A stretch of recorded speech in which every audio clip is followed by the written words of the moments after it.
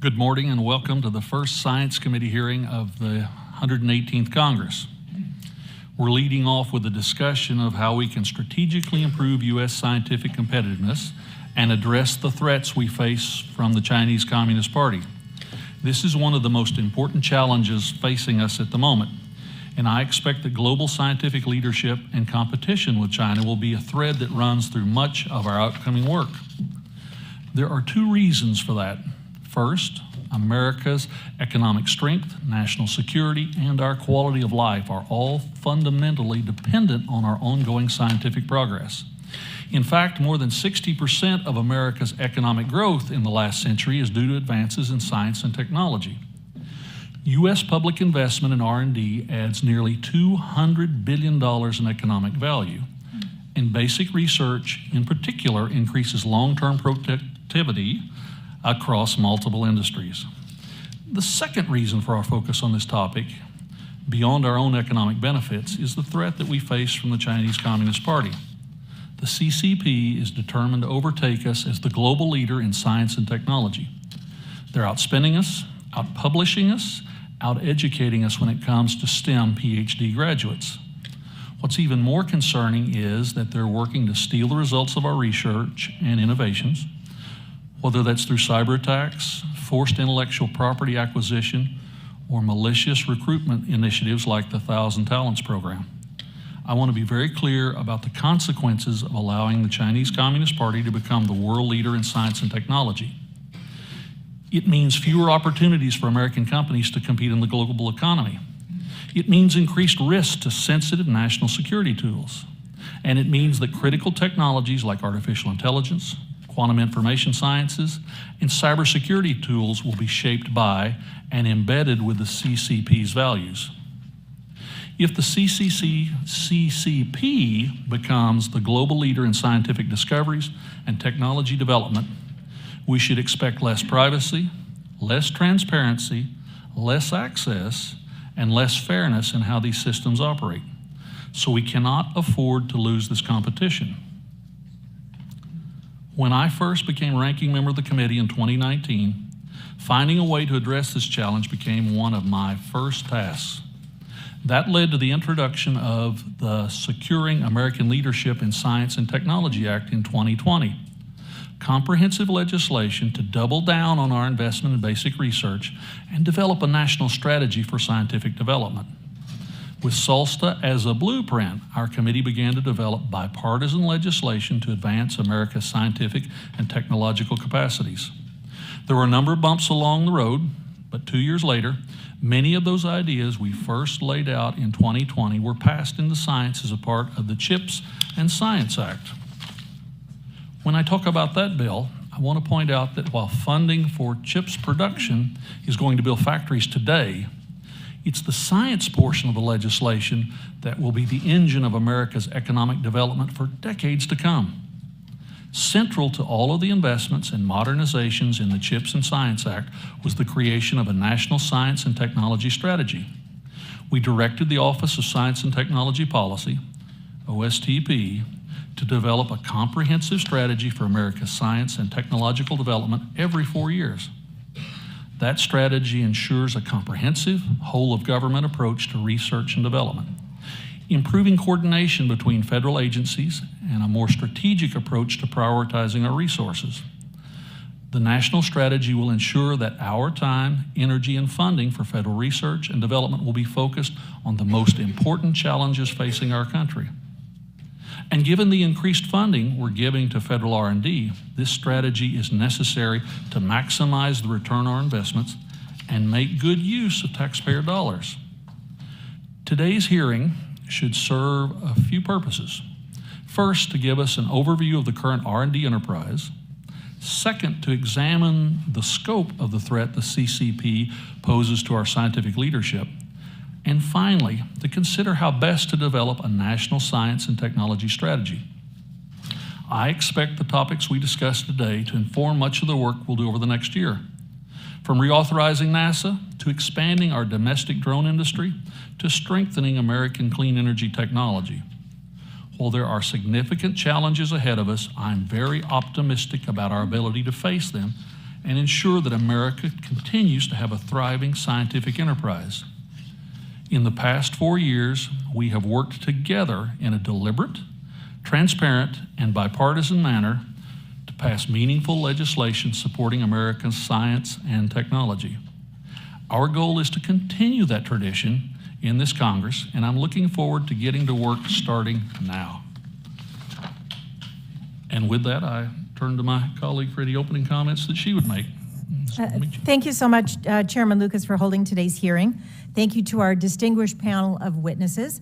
Ranking Member Lofgren regrets that she is unable to be here today. She was very much looking forward to this hearing, and in particular to discussing the critical importance of investing in fusion technology. And I ask unanimous consent to add her statement to the record. Seeing no objections, so ordered. Thank you. For more than 70 years, the United States has been the unquestioned global leader in science, technology, and innovation, reaping the benefits to our economic and national security and overall quality of life. This leadership was built on the vision and political will of our leaders in the aftermath of World War II. They enacted the National Defense Education Act, created the National Science Foundation and NASA, and made other unprecedented investments in our nation's talent and technology.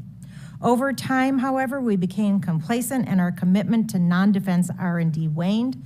At the same time, much of our manufacturing capacity went offshore, making our supply chains vulnerable and risking our economic and national security. Our insufficient commitment to research and domestic manufacturing left an opening for other countries, and they seized it. China and Europe increased their investments in critical technologies and emulated our innovation systems in building theirs. Last year, the Committee on Science, Space, and Technology took a significant step to reinvigorate the UN science and technology enterprise with the Bipartisan CHIPS and Science Act. And thank you, Mr. Lucas, for emphasizing the and science part of that bill. This law is already starting to bring good-paying manufacturing jobs back to the United States, and it's accelerating the development of future industries across our country. In fact, today the Commerce Department is announcing the first application for CHIPS funding, specifically for manufacturing facilities, so we can start to invest in domestic companies and their workers and incentivize innovation and production in America. Because of the CHIPS Act, Intel, which has its research facilities in the district I'm honored to represent in Oregon, has committed to investing $20 billion in 2 new leading-edge semiconductor fabrication facilities. A key provision of the CHIPS and Science Act requires the White House to conduct a quadrennial science and technology review and develop a national science and technology strategy. This provides us with a tremendous opportunity, an opportunity to have a coherent, all-of-government approach to our investments in science and technology that will grow U.S. leadership, bolster our competitiveness, and safeguard national security. As several of the witnesses noted in their testimony, to achieve these goals, we must think broadly about who is at the table to inform the strategy. We must solicit and welcome the input of the private sector, communities that have historically been left out of setting research agendas, and everyone in between. Inclusion in setting the agenda is essential to the responsible development of technology that benefits all Americans and leaves no issue and no American behind. As the witness testimony makes clear, innovation is key. We need creative, critical thinkers around the table, people who can come up with new ways to view challenges and inventive ways to solve problems. As a member of the Education and Workforce Committee and co-chair of the STEAM Caucus, I advocate for the integration of arts and design into traditional STEM fields, which inspires creativity and increases the competitiveness and diversity of the workforce. The national strategy is also an opportunity for us to reimagine how we can integrate the goal of a circular economy, a new model of manufacturing and consumption that focuses on long-term sustainable growth across our research agenda and lead in the responsible development of technology. Through our S&T strategy, we can leverage scientific investments to tackle our greatest challenges. With the climate crisis threatening the nation and the globe, we can invest in sustainable solutions to mitigate and adapt. The circular economy does not just apply to the energy sector and transportation, it applies to chemicals, materials, food production, manufacturing, and more. I urge OSTP to keep up all of the issues discussed in to keep all of the issues discussed in this hearing in mind as they begin to develop a national science and technology strategy. I look forward to hearing more from our witnesses today and to discussing how this important strategy can best serve our nation. Thank you, Mr. Chairman, and I yield back my time. Gentlelady yields back her time. I would like to thank our witnesses for joining us this morning for this important discussion. Dr. Kelvin Droegemeier is the former director of the White House Office of Science and Technology Policy and currently the Regent's Professor of Meteorology and Weathernews Chair Emeritus and the Rogers and Sherry Teigen Presidential Professor at the University of Oklahoma. He co-founded and directed one of the National Science Foundation's first science and technology centers and served as vice chairman of the National Science Board. Thank you for being here. Ms. Deborah Wince-Smith is the president and CEO of the Council on Competitiveness, a coalition of leaders from industry, academia, and our national laboratory directors committed to driving U.S. competitiveness. She has more than 20 years of experience as a government official, which includes serving as the first Senate-confirmed Assistant Secretary for the Technology Policy at the Department of Commerce. And Dr. Kim Budil is the director of the Lawrence Livermore National Laboratory, which is responsible for ensuring the safety, security, and reliability of the nuclear stockpile. The doctor has 3 decades of experience at LLNL, where she has used her background in applied science and engineering to advance science and improve our national security. Thank you, too, for joining us. And lastly, we have Mr. Klon Kitchen from the American Enterprise Institute. Mr. Kitchen analyzes the interaction of national security and defense technologies and innovation. He focuses on technologies of the future like cybersecurity, national intelligence, robotics, and quantum sciences. Thank you all as witnesses for being here today and sharing your expertise. And with that, Dr. Droegemeier, we will turn to you first for your testimony. Thank you so much, Mr. Chairman. Good morning, and thank you so much for the privilege of testifying. We send our best wishes to Ranking Member Lofgren and Congresswoman Bonamici. It's great to see you. Thank you for your long service here on this important committee. Thank you all for the support of science and technology that you render to our nation. I just want to say the comments that I'm going to make this morning really reflect my own comments and not those of my home institution. As the chairman said, our extraordinary leadership, our global leadership in science and technology is being challenged as never before. And numerous studies bear that out, and he cited many statistics. You know, we became a global leader for many reasons, but 2 of them stand out, and I really want to highlight them for you. First and foremost, we became a global leader because of our values and our freedoms. The freedom to discover and create, the freedom to debate, to challenge one another, the freedom to speak freely, freedom to share, a free market system where we can take our ideas and develop new private companies and develop capabilities for the benefit of humanity, and most importantly, the freedom to pursue our own pathways and our own dreams.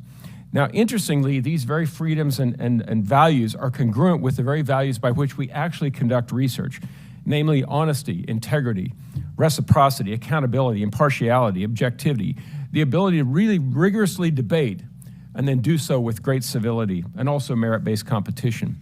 In a world where clearly values and freedoms, like I just mentioned, are not universally treasured and reinforced, and where authoritarian regimes seek to undermine long-standing norms and international order, we as the United States must maintain our global leadership position in science technology not only by virtue of our contributions, but also by leading with our values.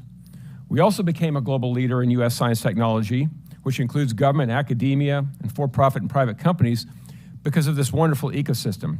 It's very important that the national S&T strategy be structured as what I call a whole-of-nation plan, involving, as Congresswoman Bonamici said, all sectors of our S&T enterprise in a very integrated manner so that everyone that looks at that plan, whatever sector they're in, they see themselves in that plan, all the way from the beginning, all the way through execution. Our national S&T strategy should be like no other. It should be absolutely bold and transformative and disruptively creative in our work and guiding us into the future. It should unite us and inspire us by the bold ideas it put forward. It should streamline administrative procedures and structures that tend to hamper our work and tie our own hands, empowering all of our scholars and researchers to unleash their full creative capabilities. Most importantly, in this strategy, we need to leave politics behind, and I think this committee is a great example of that. We have to begin with a set of guiding principles in which all S&T sectors and political parties can agree. And I believe OSTP's current leadership is exceptionally qualified to lead in this effort. Now, a 4-year S&T strategy is fantastic, and I absolutely support that idea, but I think it needs to be constructed within a longer-term framework, what I call kind of a 25-year horizon or arc that does not identify specific technologies or research areas of investment, but rather it describes in very broad strokes a U.S. vision for its future in terms of research and education and technology, domestic and international partnerships, and also national and international norms of behavior. By taking such a long-haul view, which is exactly what the Chinese government does. They don't think the next election cycle, the next 4 years, they think the next 20 years. By doing that, I think we will, for the first time perhaps since World War II, as Congresswoman Bonamici said, we will have the chance to have a multi-decadal national context within which will reside this important 4-year strategic plan. Now, obviously, we cannot underestimate the importance of human capital to the future of our S&T enterprise. I personally believe that we need a national STEM workforce and talent initiative, similar in many respects to the GI Bill, which would leverage and in many cases supplant a lot of the individual workforce initiatives that are out there. What I'm saying is we have a lot of flowers growing. We've got thousands of flowers growing, but we need to plant some beautiful, lush gardens that we tend and that we really think of in a national context.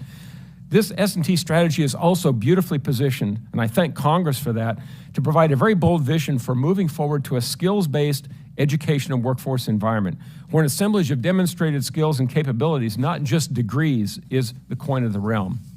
We also need to safeguard our science and technology, and I know we'll talk about today. We face new and ever-growing challenges and threats of foreign interference in our S&T enterprise. Now, numerous activities are underway to address these threats, including many things at academic institutions. Safeguarding our research is actually another wonderful opportunity for us in the U.S. to lead with our values, to welcome foreign collaborators who may not be familiar with the kinds of ethical conduct and research based on where they actually developed their skills and were educated. But we have that here in the U.S., and we can help ensure that their behavior and the behavior of everyone in our enterprise, whether it's from Norman, Oklahoma, where I'm from, or Beijing, China, everyone plays by the rules. Everyone adheres to the rules, and we uphold the highest professional standards of ethical conduct. And finally, and perhaps very importantly, being a global leader in science technology means we don't play to not lose. We cannot depend upon a growing international S&T enterprise, which is a good thing and is lifting all boats. We can't rely on that to lift our boat as well as everyone else's. With this national S&T strategy that you, Congress, have challenged us to develop, and I think we are ready to do this, it can have a very, very strong and powerfully unique game plan for the future, that is, we in America can, leading with our values, working with the international community, and investing wisely and boldly to ensure that our ship remains the highest ship on the seas. Mr. Chairman, thank you, and I look forward to questions. Thank you, Doctor. And Ms. Wince-Smith, you are recognized for 5 minutes. Chairman Lucas, Congresswoman Bonamici, members of the committee, thank you for this opportunity to testify at this critical hearing on the U.S. science and technology enterprise, competition with China, and the need for a coordinated national science and technology strategy. The Council on Competitiveness National Commission on Innovation and Competitiveness Frontiers comprises some 70 leaders across academia, industry, labor, and our national labs to really address these generational challenges facing our nation in order to drive our productivity, our standard of living, and our leadership in the world. To define the myriad competitiveness challenging our nation and abroad, we've developed very actionable policy recommendations for the government and the private sector, and I want to share some of those with you today, as they clearly have informed the very seminal legislation that has been passed for our nation and the future. We know that we have entered a new age of innovation. It's defined by the convergence of these exponential disruptive technologies that are not only reshaping industries, but really will determine the geopolitical and national security strength of nations. Everything from the emergence of quantum platforms and autonomy, biofabrication, clearly precision agriculture, the list goes on, and the critical underlying importance of next-generation semiconductors and beyond lithium batteries. While the U.S. is capitalizing on these unprecedented opportunities, we face so many major challenges in our enterprise, from the decline in basic research investment, fewer Americans engaged in STEM and starting new businesses, long-standing barriers in the commercialization of the technologies that we invented here in America. China has stated its ambition to supplant the U.S. as the world's technological leader and become the dominant economic, military, geopolitical power to shape the foundation, the standards, and the rules of the new age of innovation.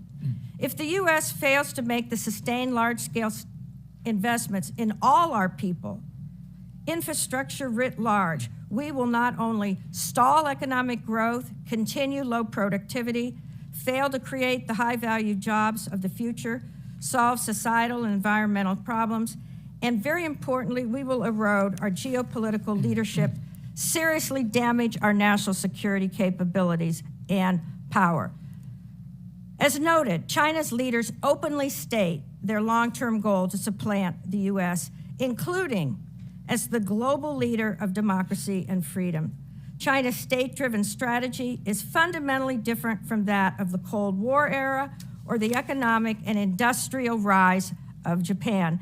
And China is walking the talk, making massive investments in every strategic technology, as well as using, as we've heard from Chairman Lucas, the tools of intellectual property theft and aggressive cybersecurity attacks against our companies and our government. China has targeted the entire semiconductor supply chain, as well as the batteries. Let's not forget that in the current generation of lithium batteries, 90% of the graphite is controlled and comes from China. They are aggressively acquiring U.S. tech startups and companies outside the jurisdiction of CFIUS.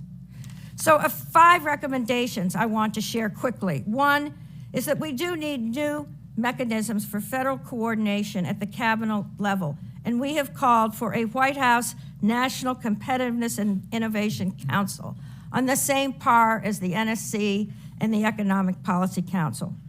We are calling for expanding and investing in place-based innovation to develop a fully utilized, untapped potential of talent in our country, and upskilling a workforce, and forging the public-private investments and partnerships throughout our country, not just in the metropolitan cities and coastlines. We must integrate economic development and workforce development in the innovation hubs that are really possible for our nation. 3, we must embrace technology statecraft. That means working closely with our allies and partners in these critical technologies and doing so in a way that advances our shared interests as well as expands trade, the global rules of trade, transparency, and ensuring more people in the world can participate in the benefits. And then, of course, we must scale and deploy our technology. We still have the proverbial valley of death. We need new financing models.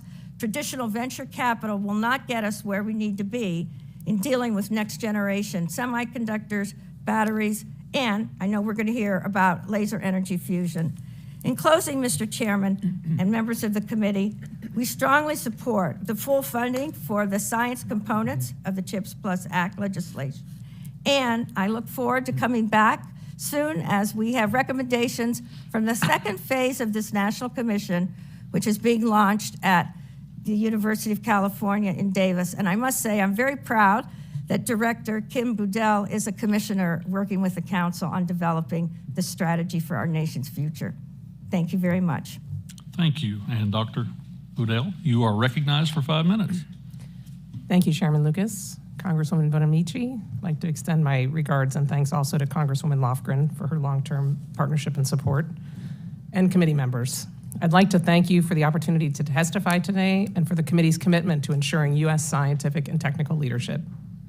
I'm the director of the Lawrence Livermore National Laboratory, a Department of Energy National Nuclear Security Administration lab dedicated to applying leading-edge science and technology to address the most important security challenges facing the nation and the world. I also chair the National Laboratory Directors Council, where I represent colleagues from across the DOE, which is home to 17 national laboratories, again, 3 of which are overseen by the NNSA, Lawrence Livermore, Los Alamos, and Sandia National Laboratories. These labs are home to many unique scientific tools, and we work across the full spectrum, from fundamental discovery science, often in partnership with academia, to applied science and technology for ultimate transfer to industry for deployment. Together, these world-class national labs are strong contributors to and enablers of U.S. leadership in science and technology. On December 5th, researchers at the National Ignition Facility at LLNL achieved fusion ignition in the laboratory for the first time in history. This achievement was 6 decades in the making. As we consider U.S. innovation ecosystem today, it's reasonable to ask, what made this work? Ignition is a remarkable scientific advance, but it's also a triumph of sustained and patient support for research from Congress. This enduring support has made the DOE National Laboratory System the envy of the world due to its world-class workforce and formidable scientific capabilities. Fusion ignition also demonstrates to the world our nation's capabilities and, importantly, ensures that the U.S. has the best people and ideas to bring to bear on the important challenges that we face as a nation. The ignition story also highlights the important role that the national labs play in the U.S. S&T ecosystem. Chartered as federally funded research and development centers, the national labs have enduring missions and are well-positioned to foster collaborations with academia, industry, and international partners to tackle the biggest, most important challenges.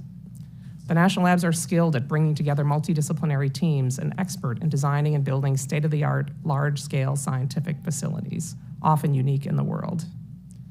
The National Ignition Facility was built as a centerpiece facility for the Stockpile Stewardship Program, for which it has made highly impactful contributions in ensuring the safety, security, and reliability of our nation's nuclear deterrent. NIF has enabled fundamental discoveries as well, ranging from novel material properties to astrophysical phenomena, and decades of research on lasers and optics have led to remarkable advances. For example, National Lab R&D led to extreme ultraviolet lithography that has enabled production of microchips that power the newest iPhones, and adaptive optics technologies that dramatically enhance the capabilities of ground-based telescopes. The national lab environment creates opportunities for innovations, not always foreseen, that serve the U.S. extremely well. So what does the future hold? I have high confidence that the Lawrence Livermore team and collaborators can continue to increase fusion yields, which are needed for our national security mission, as well as potential energy applications. To advance inertial confinement fusion for energy, we need to create new kinds of partnerships. And several of my fellow witnesses have commented on the importance of creating a vibrant partnership ecosystem. Without significant public support for fusion energy research, the labs will not be able to build partnerships to support a rapidly growing private sector fusion energy enterprise with vitally needed unique facilities, capabilities, and expertise. And as of last tally, there was about $5 billion in private capital being put into fusion energy companies across the many approaches. Without robust public sector investment, that capital will not realize the potential that it represents. I'm often asked what the timeline is for fusion energy on the grid, but perhaps a better question is, what will it take to make that timeline short enough to meet the urgent need for this technology?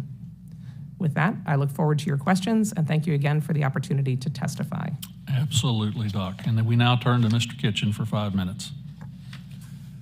Chairman Lucas, Congresswoman Bonamici, thank you for the opportunity to testify before the committee. The United States science and technology enterprise is strong and continues to be the envy of the world. American companies are pioneering and deploying innovations in technology that can expand human thriving, broaden economic prosperity, and ensure the national security for generations to come. But to do these things, we must deliberately address 3 key challenges to the American science and technology enterprise. First, we must confront Chinese technological theft and aggression. Beijing, like Washington, understands that emerging technologies like artificial intelligence, advanced robotics, and quantum science will decisively shape tomorrow's societies, economies, and battlefields, and that these innovations are overwhelmingly being developed in the private sector. But unlike the United States, the People's Republic of China is not committed to free and fair competition in global innovation. Instead, the Chinese Communist Party is co-opting its innovation industry and using it as an extension of the state for traditional and economic espionage that FBI Director Christopher Wray has said surpasses every other nation combined and represents one of the largest transfers of wealth in human history. Whether through social media companies like TikTok, drone companies like DJI and Autel, or smart device companies like Tuya, The U.S. science and innovation enterprise, which spans the public and private sectors, is hemorrhaging data and intellectual property and will be left emaciated if these losses are not stopped. Second, we must help our allies understand that a strategy of regulate first and ask questions later will hurt, not help, all of us and risk ceding the advantage to Beijing. Other governments, particularly those in the European Union, are enacting laws that deliberately target American innovation companies, that preference their domestic champions, and that threaten to splinter the internet itself into a series of mini-nets, each running on incompatible infrastructure and governed by contradictory rules. Even more, the economic scarcity that would inevitably flow from such a splintering would leave these partners more susceptible to the siren song of cheap cloud services and other offerings from China, which are heavily subsidized by the CCP, as previously discussed, for the express purpose of stealing a country's data and wealth. If this happens, many of our friends will have lost their sovereignty and security in their bids to keep them. Finally, domestic debates about technology and innovation must be constrained by facts and geopolitical realities. Every institution and industry must be held accountable to U.S. law, and national security concerns cannot be wantonly employed as a get-out-of-jail-free card. Neither, however, should perceived but unsubstantiated political grievances be used to justify counterproductive or even unconstitutional actions against the very science and technology enterprise at the heart of our individual and national prosperity. Pushing the frontiers of science and pioneering game-changing technologies is expensive. The resources and talent to do these things are highly valuable and desperately scarce. It is no coincidence that the companies that have found ways to attract billions of customers and the profits that come with them are the same companies at the center of our science and technology enterprise. They innovate at scale because they operate at scale. Instead of railing against these companies because of their size, we instead should be thankful that our free market economy has produced an alignment of interests where private sector actors can generate wealth and jobs while also developing the capabilities that will provide for the common defense. This uniquely American advantage may well be decisive in an era of escalating geopolitical competition. It would be reckless to give it away. There is much more that I could say on these matters, but I'll end my remarks there. Thank you again for this opportunity, and I look forward to your questions. Thank you, and thank you to the entire panel for some very insightful thoughts and observations. We'll now turn to the question session of the hearing, and I'll begin by recognizing myself for 5 minutes. Dr. Droegemeier, in your testimony, you speak to how our democratic values and freedoms, freedom to discover and create, freedom to debate, challenge, speak freely, are the bedrock of the American research enterprise. Can you please elaborate on what makes the U.S. S&T network of government, academia, and industry unique, and how these values contribute to our competitive advantage? Well, thank you, Mr. Chairman, and I think Mr. Kitchen just beautifully laid out the important part of that argument. I think the thing about the interlocking nature of the four-sector enterprise, academia, industry, nonprofits, and the federal government, is the fact that there's a symbiosis. In fact, if you look at FFRDCs, of which Dr. Budil leads one, these federally funded research and development centers, the federal government does not run Lawrence Livermore Laboratory. A contractor runs it. The federal government does not run any FFRDC that I'm aware of. Basically, it has contractors operate. So it keeps an arm's length. That is just the opposite of what China does. As we just heard Mr. Kitchen talk about, China is deeply enmeshed in the business of innovation and development, and they basically make the choices of what is going to be done. They direct the work to be done. That's not the case here. I think it's also certainly true that we have government labs and centers that do their own intramural research as well. But one of the most important things I think ultimately, and I think everyone can speak to this, is the fact that there's a lot of openness and freedom to create new ideas and things like that. In fact, what happens in China tells the industries what they're going to do. Here, Congress listens, holds hearings, and we hear the federal agencies responding to what the community says we need to do. The National Ignition Facility was not something that Congress said, hey, we need an NIF, we need to do it. It was the researchers, the scientists in the community. So the fact that we have this 4-sector enterprise, it's not perfect, it's kind of clunky at times, but it works exceptionally well because the government does its role, but they leave to the scientific and the research community the rest of the decision making and what the priorities ought to be and where the innovation actually happens. That freedom is something that is super attractive, and it's one of the most important attributes that we have as a nation to wield against China in what it seeks to do in terms of global dominance. Thank you. Ms. Wince-Smith, what are the benefits of having a national science and technology strategy? And while you're thinking about what are the key characteristics of such a strategy that will ensure that it's adopted and utilized by the entire U.S. S&T enterprise? Thank you, Mr. Chairman. Well, first of all, I think it gives us the opportunity to have a unified vision. We're hearing, very important parts of that in this hearing and articulated by the members. But right now, we have a splintered system. We have a lot of the economic issues that profoundly impact our science and technology enterprise being addressed in the Economic Policy Council. Huge issues such as product liability, regulation, antitrust policy being addressed in another forum. Issues around national security and technologies that are totally dual use do not often get addressed in other parts. So we really need new mechanisms at a very coordinated level, first for the government to get a policy in place that addresses things from the perspective of how does this impact our economic growth, our productivity, and our national security. Those are the three outcomes, really.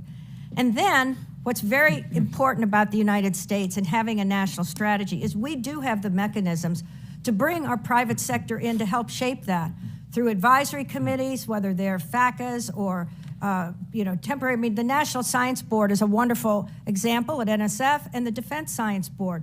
But they're working on those sets of issues, not the overall strategy. So I strongly believe, as did the people working in our National Innovation Commission, that we need an entity that works on this policy that has the same stature and power, quite frankly, as a national security agency in the White House, the national security policy and the other vehicles that address these domestic issues. But we need to integrate and cut across the sectors, and we're not doing that now, quite frankly.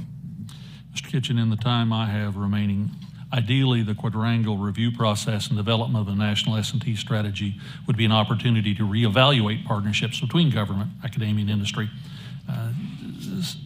Expand on why this is so critically needed and what outcomes we should seek for these partnerships. Thank you, sir, for the question. I begin with the idea that there is no scenario under which the United States is able to secure its interests or its people absent a deep partnership with the private sector. The United States government is now a national security stakeholder, not the national security stakeholder. Beyond dependency, private-public partnerships are our unique advantage. Government can focus and invest in core science that holds promise, but that is not mature enough for the marketplace, while industry, using the dynamics of the free market system, can rapidly and efficiently create the innovations that people want and that will drive our economy forward. The Academy supports both of these efforts by advancing core knowledge and by producing essential talent. It is my view that this cooperation needs to be encouraged and to be made as frictionless and mutually reinforcing as possible. Thank you. My time has expired. Chair now turns to the gentlelady from Oregon for 5 minutes. Thank you, Chair Lucas, and thank you to the witnesses. One place where there's a tremendous opportunity to show leadership is in confronting climate change, one of the most important challenges of our time. And as we transition to a carbon-free economy, we need groundbreaking research and advanced technologies to effectively reduce emissions. So, Ms. Wince-Smith, in your testimony, you noted that China has recently overtaken the U.S. in patents filed for nuclear fusion technologies. Do you have any sense of the relative strength and quality of China's fusion research enterprise overall in comparison to the United States? Thank you, Congresswoman. I do not have expertise on the Chinese capabilities in laser energy fusion. I believe Director Budil does. But what I do know is they're following the playbook of actually what Japan did some years ago, which is called patent flooding. They're filing a lot of patents around these areas, hoping that they will then be able to fill them in with an innovation. And some of that will come from intellectual property theft and cyber attacks. So increasingly, China is using the patent system in order to steal and use technology from other countries and inventors. So that's one issue. Thank you so much. And I'm going to follow up with Dr. Budil. Of course, to follow up on fusion first, we've heard a lot of talk from the administration lately, and congratulations, of course, on the fusion integration just a couple of months ago. What a remarkable accomplishment. And I wonder, have we seen the willingness to aggressively pursue and support the development and commercialization? And what should future investments look like to continue U.S. leadership and advance research and technology at the pace needed to achieve our goals, including climate goals? Thank you very much for the question. I think there are some very encouraging signs that there is very strong support for building on the momentum that's been achieved through science and technology advances across the fusion community in the last year. So that's both in inertial confinement fusion, which is the approach we take, and magnetic fusion energy, which is using tokamaks, for example. And there has been a lot of engagement between the Department of Energy, the Office of Science and Technology Policy, and the private sector to try to understand what the key questions are that remain. Of course, investment lags this. Our fusion ignition breakthrough was in December. So we're beginning now to formulate plans for what an investment strategy would look like to solve these critical problems. But across both approaches, materials, challenges, understanding how to operate in radiation environments, understanding how to manage the fuel for fusion reactors, tritium supply, and then recycling and management, understanding balance of plant issues, how to get the energy out of the system and into the grid. And for inertial fusion energy, significant challenges going from a facility that was built to do national security research, one shot, high yield shot per week, to a 10 times per second energy salient ignition facility will be a very significant amount of research for which we don't currently have a substantial program in place. Thank you. Do you have sufficient workforce to do that? We do have workforce, and I will say that recruiting is up in the wake of our announcement. Many people joined our lab to pursue this science because they're very passionate about it. It's incredibly difficult and challenging science, but it's also the potential benefits are incredibly galvanizing to students. To follow up on the workforce, the strategy the law includes provisions to promote diversity, equity, and inclusion in the workforce. Why are these provisions important in developing a national strategy broader than fusion? And how will including people of all backgrounds and experiences help us be competitive and support our efforts to maintain U.S. leadership? Fundamentally, excellence depends on diversity. Diversity of perspectives, diversity of ideas, diversity of backgrounds, disciplines in every dimension. So if we want to be the best in any given field, it's important that we tap into the potential of all the people who have the inclination and the aptitude to pursue these fields. I really believe that fundamentally is critically important. For science and technology fields like fusion energy, it's even more important because the number of disciplines we need to draw on is vast. The workforce that we need to generate to support this R&D agenda is very large. And so leaving people behind, making assumptions about which institutions or which people should participate is a fundamental barrier to progress in these fields. At the national laboratories, we work very hard to ensure that we have broad and deep outreach programs to a wide variety of academic institutions, spanning two-year institutions where we're generating technologists and technicians that support this research, through to PhD granting institutions, including partnerships with HBCUs and minority-serving institutions, again, to bring along communities that have historically not been represented in the numbers that they should be in these disciplines. Thank you. And I see my time has expired. Thank you, Mr. Chairman. I yield back. I thank the gentlelady, and the gentleman from Florida, Mr. Posey, is recognized for 5 minutes. Thank you very much, Mr. Chairman. Ms. Wince-Smith, in your written testimony, you stated, by increasing China's profile on international standards bodies, it aims to implement the nation's China Standards 2035 blueprint and Belt and Road Initiative for the next generation technology. What can Congress do, particularly the House Science Committee, to ensure the U.S. maintains our leadership in the international standards bodies? Thank you, Congressman. Well, standards have for many years been a non-tariff barrier. Even our colleagues in the EU have used standards as a way to protect a different technology or innovation path from the U.S. in adopting standards. We have, as you know, a private sector standards-driven process with various committees. NIST, our National Institute for Standards and Technology, plays a role, but at the end of the day, it's the private sector committees that develop our standards. They do not have, quite frankly, the reach, the resources to participate in many of these critical standards bodies.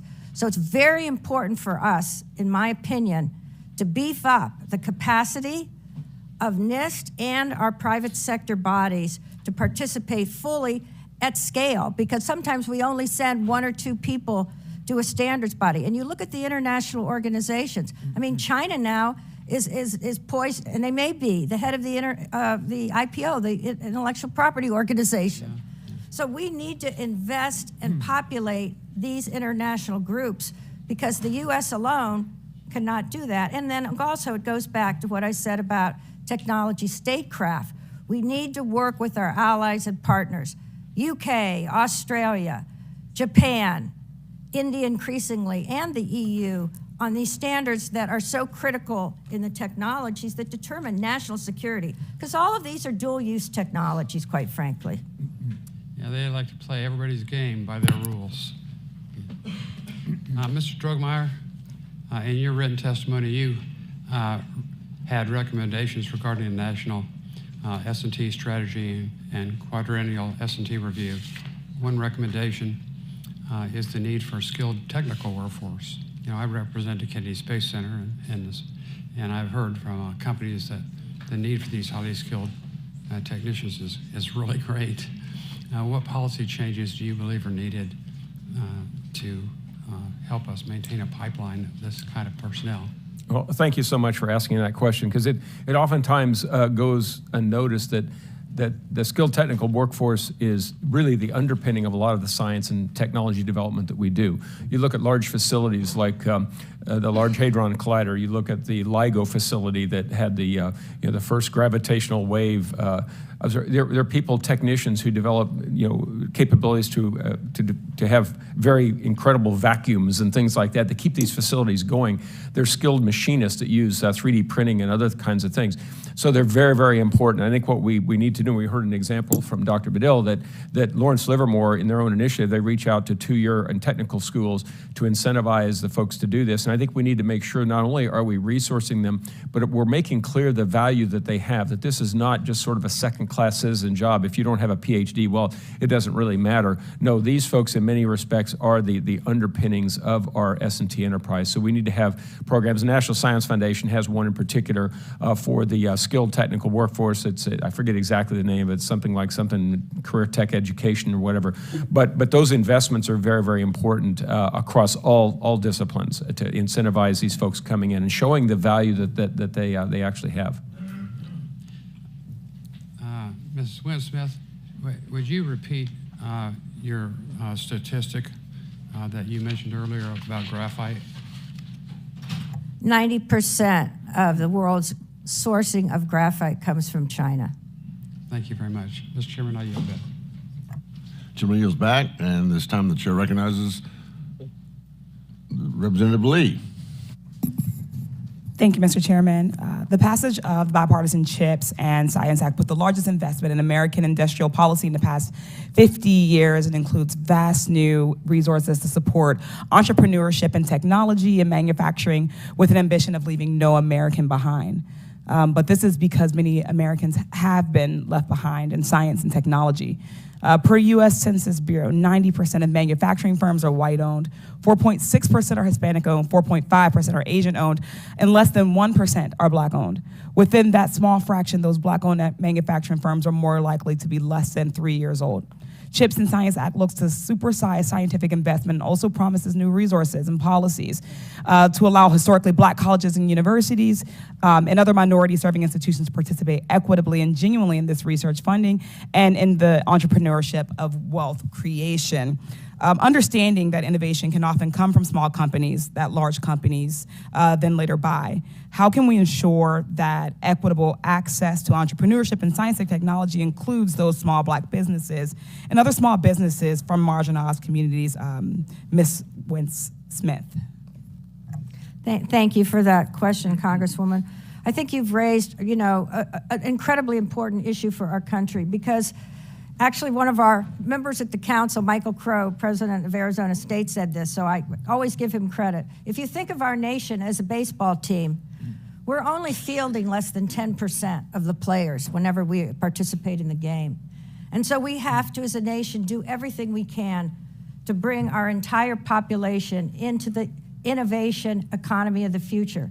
In terms of underrepresented ethnic groups, populations, one of the things I think that's very critical and it's underway is to integrate, for instance, our historically Black colleges and universities into large-scale research activities. We have a number of the presidents of these institutions in the council. They have capability to come in and participate in an advanced project in quantum at another institution. That expands and builds up the capability. In terms of the small businesses, we obviously have, the Small Business Administration, financing, but I think that one of the gaps, again, is on this place-based innovation. I am very excited about what's going on in some of our universities. For instance, I'll mention one, South Dakota State University. I just recently learned from the president that by the time you graduate, you will have, from South Dakota State University, all the capabilities for the top clearances to work in cybersecurity. So we need to look at all these universities and ensure that we have a path for all our citizens. And I want to just mention on the issue of the labor unions, and I was whispering this to Dr. Budil, the Pipe Fitters and Plumbers Union is still at NIF. They built NIF, they operate NIF. These are highly skilled workers. And having this collaboration between our unions and our companies is very, very critical to this strategy of building out a very diverse, inclusive economy. Thank you. In my home district, Pittsburgh, we've been turning the corner from more manufacturing industries, steel, to a tech hub, an innovation hub. One such business that we have in Pittsburgh is a company called Astrobotics. It's an employee-owned company with the goal of making unmanned space missions feasible and more affordable for science. Dr. Budil, Astrobotics is actively competing with Lockheed, Elon Musk, and Jeff Bezos. Space exploration and advancement of technology and science should not be limited to billionaires. So what steps do you believe we can take to ensure that organizations like Astrobotics are not outliers in science and technology? Thank you very much for the question. It's a very important one. When we think about partnering with industry, we think about it in different tiers. So we commercialize technologies, meaning we spin out technologies. So we work with startup companies. We work with small and medium-sized companies. We bring them to the laboratory so that they can have access in partnership with our researchers to our facilities and capabilities to help increase their capacity to compete.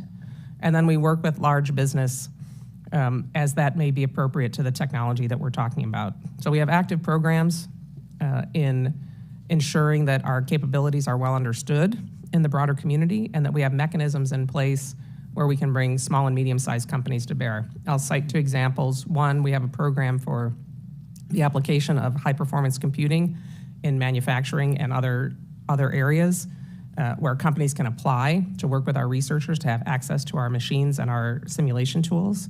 And a second, we have an advanced manufacturing laboratory where we have laboratory space specifically designed to bring academic and business partners into the facility to work with our researchers again, to advance their technologies and enhance their competitive prospects. Thank you. Thank you, Mr. Chairman. I yield back. Gentlelady yields back. Chair now recognizes Dr. Babin from behind the pine curtain.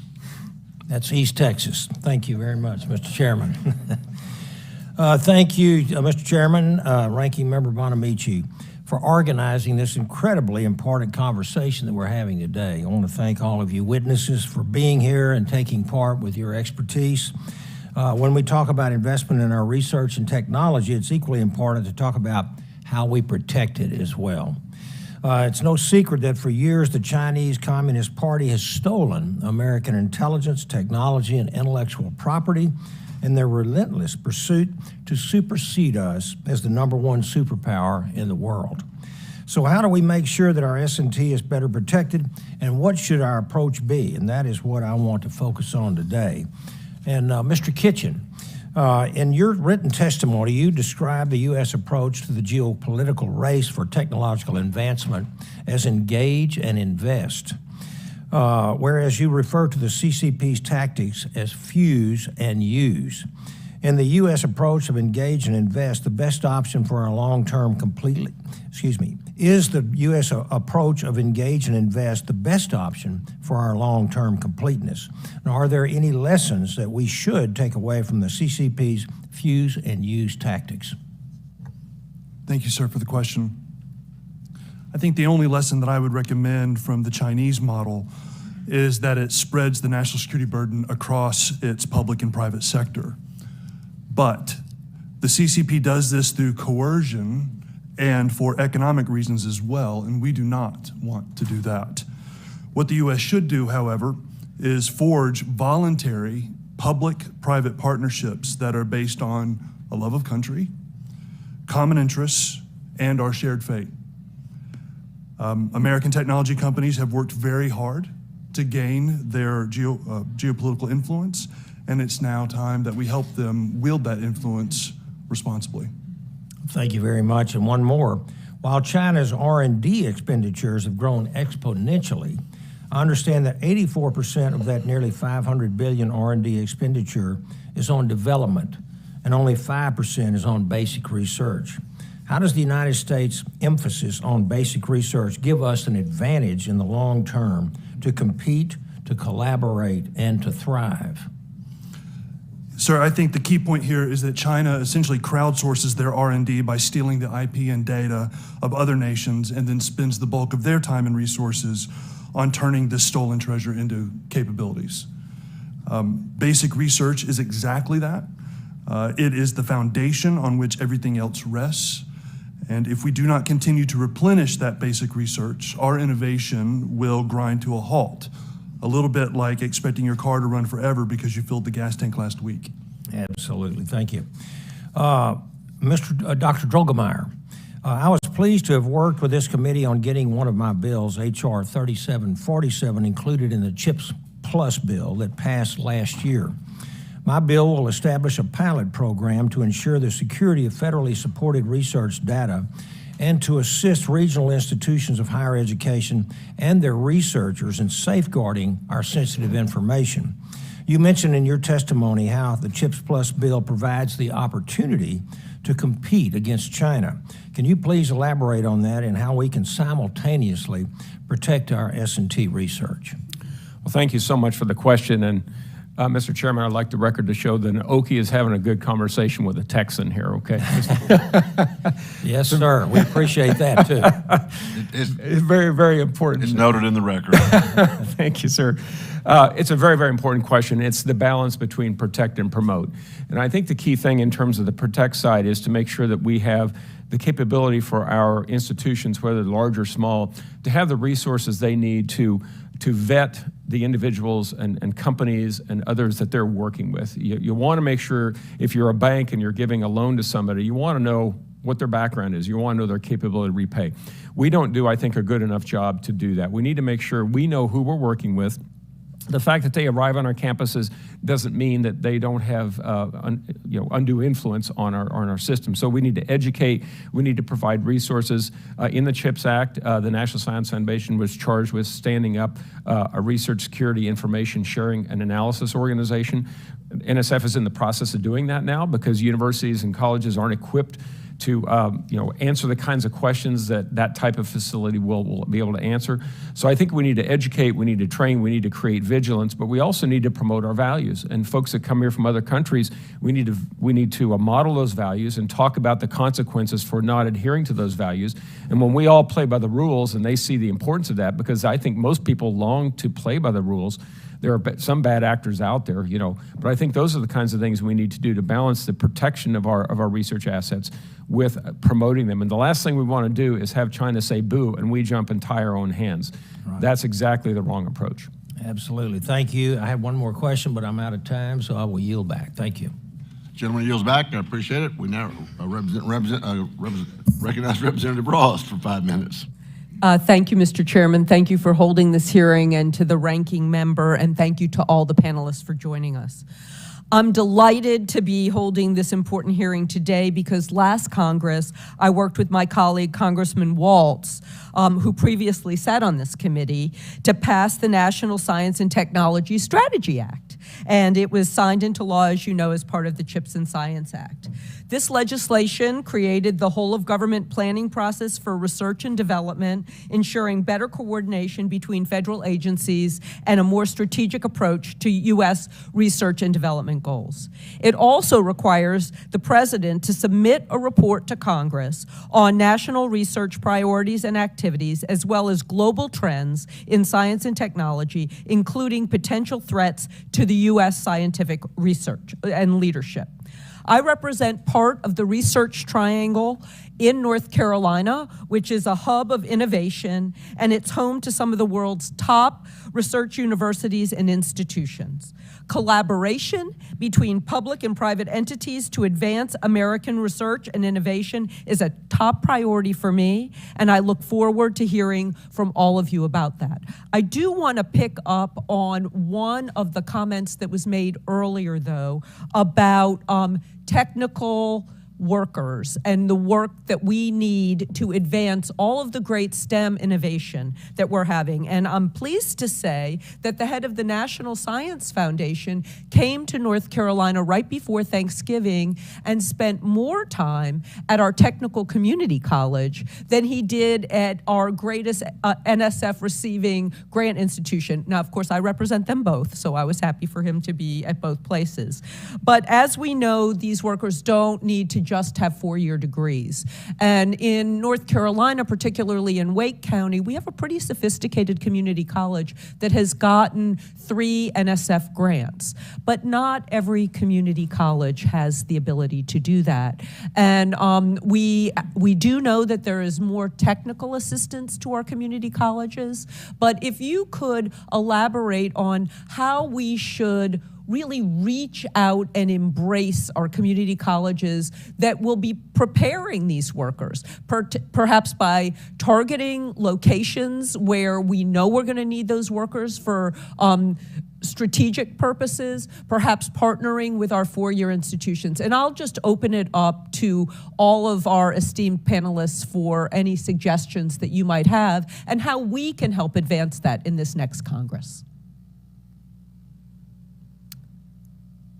Yes, please. I'll start. The community colleges are absolutely an essential part of our educational infrastructure in the country. And what's increasingly happening with some of these colleges that's very strategic, they're also working with the skilled labor unions. So they have partnerships now that are integrating that.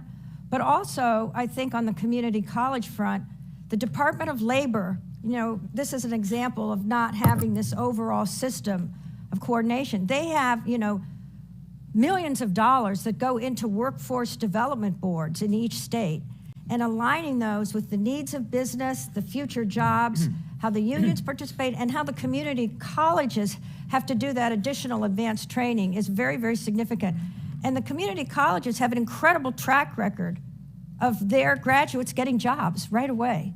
So they are essential. And we have in the council a group of university president leaders, and Jerry Moorhead, the president of University of Georgia, said, we need to work at the college level more with the workforce in our regions.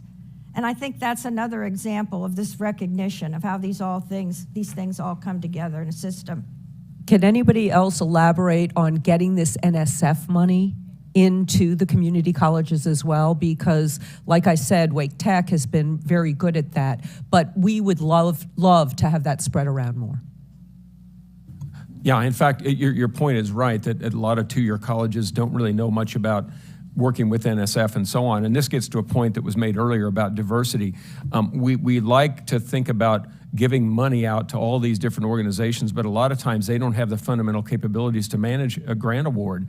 And we sort of set them up for failure. If there's an audit risk and all of a sudden something goes south, they're caught in a really bad place. So one of the programs NSF has started recently is a program to basically create a community of research administrative personnel who can work across all kinds of different institutions to bring those to the table who aren't now currently participating. So if you're a two-year college, you don't have to develop all that stuff yourself. You can partner with somebody who can help you do that. That really empowers and resources you to do it without you having to make all kinds of investments that you really can't afford. Thank you, Mr. Chairman, and I yield back. And I would like to recognize a gentleman from California, Mr. Obernolte. Thank you, Mr. Chairman, and thank you to our witnesses. Mr. Kitchen, I'd like to start with you. I found your testimony on Chinese intellectual property theft incredibly compelling.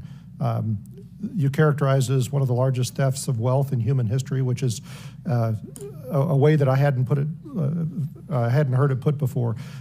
You also mentioned the importance of confronting Chinese intellectual property theft. That's obviously more easily said than done. What exactly do you think we could do to confront that? And what specifically can Congress do in that mission?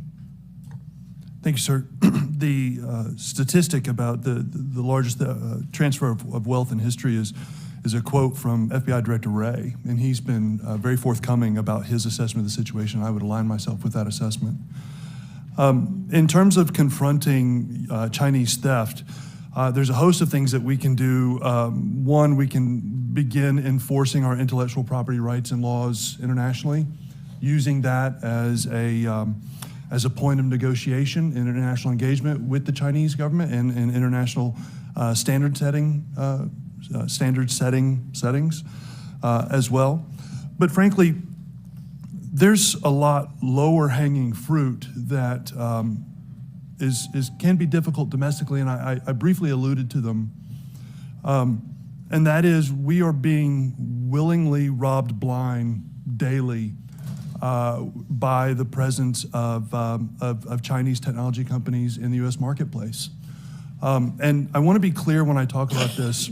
I am not accusing every Chinese origin technology company as being malevolent. They don't need to be malevolent. They simply need to be compliant with Chinese law, because Chinese law is explicit and very clear. The Chinese government has been very kind in publishing their law, their national security law, their cybersecurity laws in English, because they expect U.S. companies to comply with those laws. And those laws are very clear in the fact that they require that every bit and byte of data that is collected by, transferred, stored on, or any other way touches a Chinese network or the network of a company that is owned by a Chinese company to be made available to the Chinese Communist Party. That is not ambiguous, that is not unclear. That is a fundamental requirement of operating in China. And so we need to recognize that and confront it. Now, not all industries are the same, so I'm not arguing for a reckless decoupling. But to answer your question directly, sir, if we want to begin to protect not only our intellectual property and our individual data, there's some pretty obvious doors that we need to close. And I'm happy to see that conversation advancing in the public sphere. Okay. Thank you. Your thinking aligns with mine in a number of different degrees. This is an area that I also think needs a lot of attention. I've got a bill to enable extraterritorial prosecution of Chinese companies and individuals that engage in theft of intellectual property from U.S. companies. I'm also very concerned about Chinese components in the Internet of Things. I think that that's something that we haven't paid enough attention to, the fact that we've got doorbells and refrigerators and toaster ovens and garage door openers all collecting information about us that could be shared with malign actors who could put that data to malicious use. Do you share that concern? I absolutely do. In fact, there is a Chinese IoT platform as a service company called Tuya, which dominates globally and the United States approximately 70% of the marketplace. So what that means is that if you are a light bulb company and you want to begin making smart light bulbs, but you don't know how to do that, you will approach Tuya and they say, we got it. We can turn your light bulb into a smart light bulb and give you a platform for managing that capability. The problem with that is that it, as a Chinese company, needs to be responsive to the laws that I just previously outlined. So what that means is that this nation might have done a great work by removing Huawei, for example, from its 5G networks, only to then allow Chinese-owned IoT devices to continue collecting the same information we were trying to protect. Right, thank you. Dr. Budil, good to see you again. Congratulations again on your success at NIST. It's an amazing leap forward, and I think that really this is going to be, we're on the cusp of like an inflection point in fusion research as a result of the work that you're doing. But just briefly, I can see I'm almost out of time. You've highlighted the need for continued investment to increase the yields on the fusion ignitions that you're achieving at NIST through the inertial confinement technology that you're working on. Commercialization, though, I think is going to center more around magnetic confinement than inertial confinement.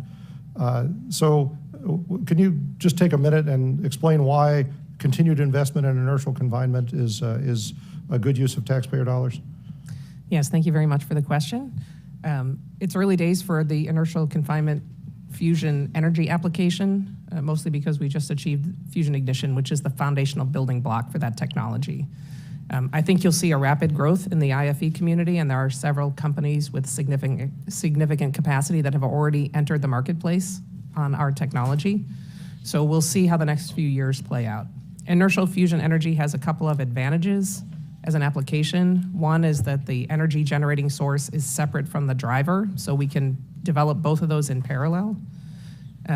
But to your point, the magnetic fusion community has had a much more significant footprint in the private sector and has some significant runway there. I think the promise of inertial fusion energy is very significant. The facilities that we have are built for national security applications.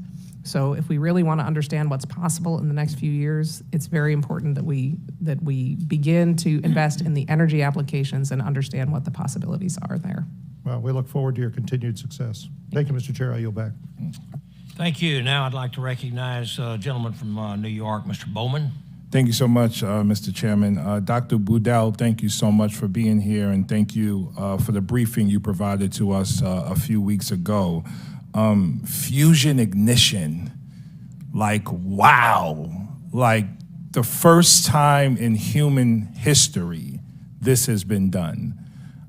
Can we all just take a moment and recognize this? Everyone's up here talking fast and trying to get through questions. I just want to acknowledge how extraordinary this is and just recognize you for your incredible leadership throughout your entire life, focusing on this issue. Thank you so much. And when I read about this, I thought I was reading something from a science fiction novel or watching a Marvel movie or something.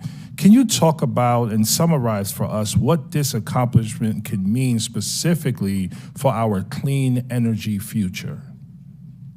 Yes, thank you very much. And yes, it never gets tired, never gets old to hear people say ignition. So basically what happened in the experiment that we did in December is we used 2 megajoules, 2 million joules of laser energy to create over 3 million joules of fusion energy out of the target. And that's the first time in history that more fusion energy has been produced than the energy required to drive the experiment across any approach to fusion. So that's incredibly important. We built this facility and we have been on this research path for our national security applications. So that process of developing an igniting target and increasing the yield is critically important to the stockpile stewardship program. In order to begin to think about energy applications, we need to think about some additional challenges. The targets that we use to do these experiments are beautiful, exquisite works of art.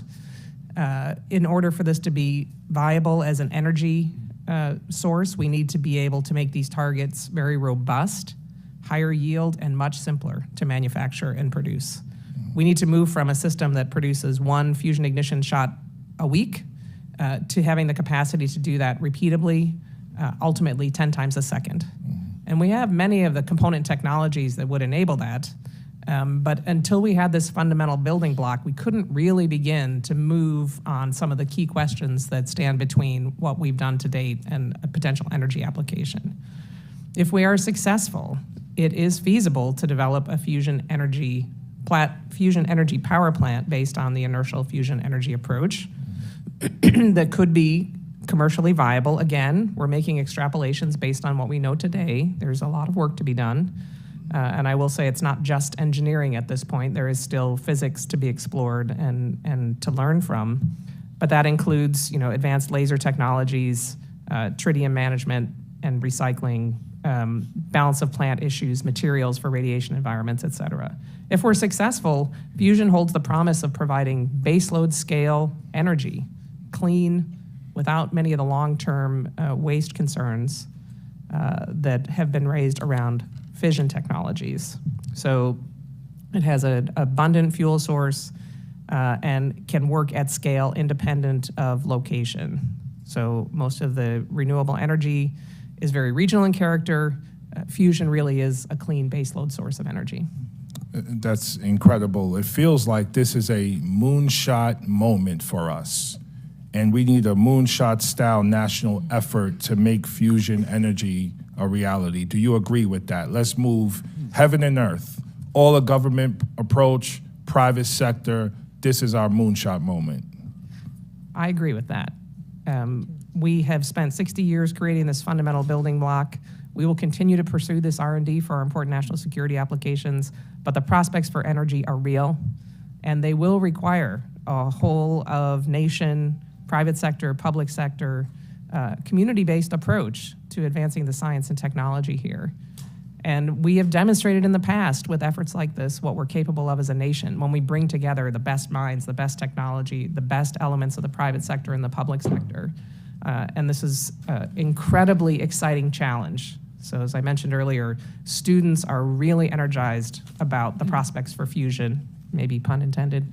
And so there is a willing body of intellectual capital that's ready to move on this problem if the resources are available to make it move forward. Dr. Droegemeier, can you add anything to what was just stated? I'd just like to clap. I just think this is... Are we allowed to clap in the hearing room?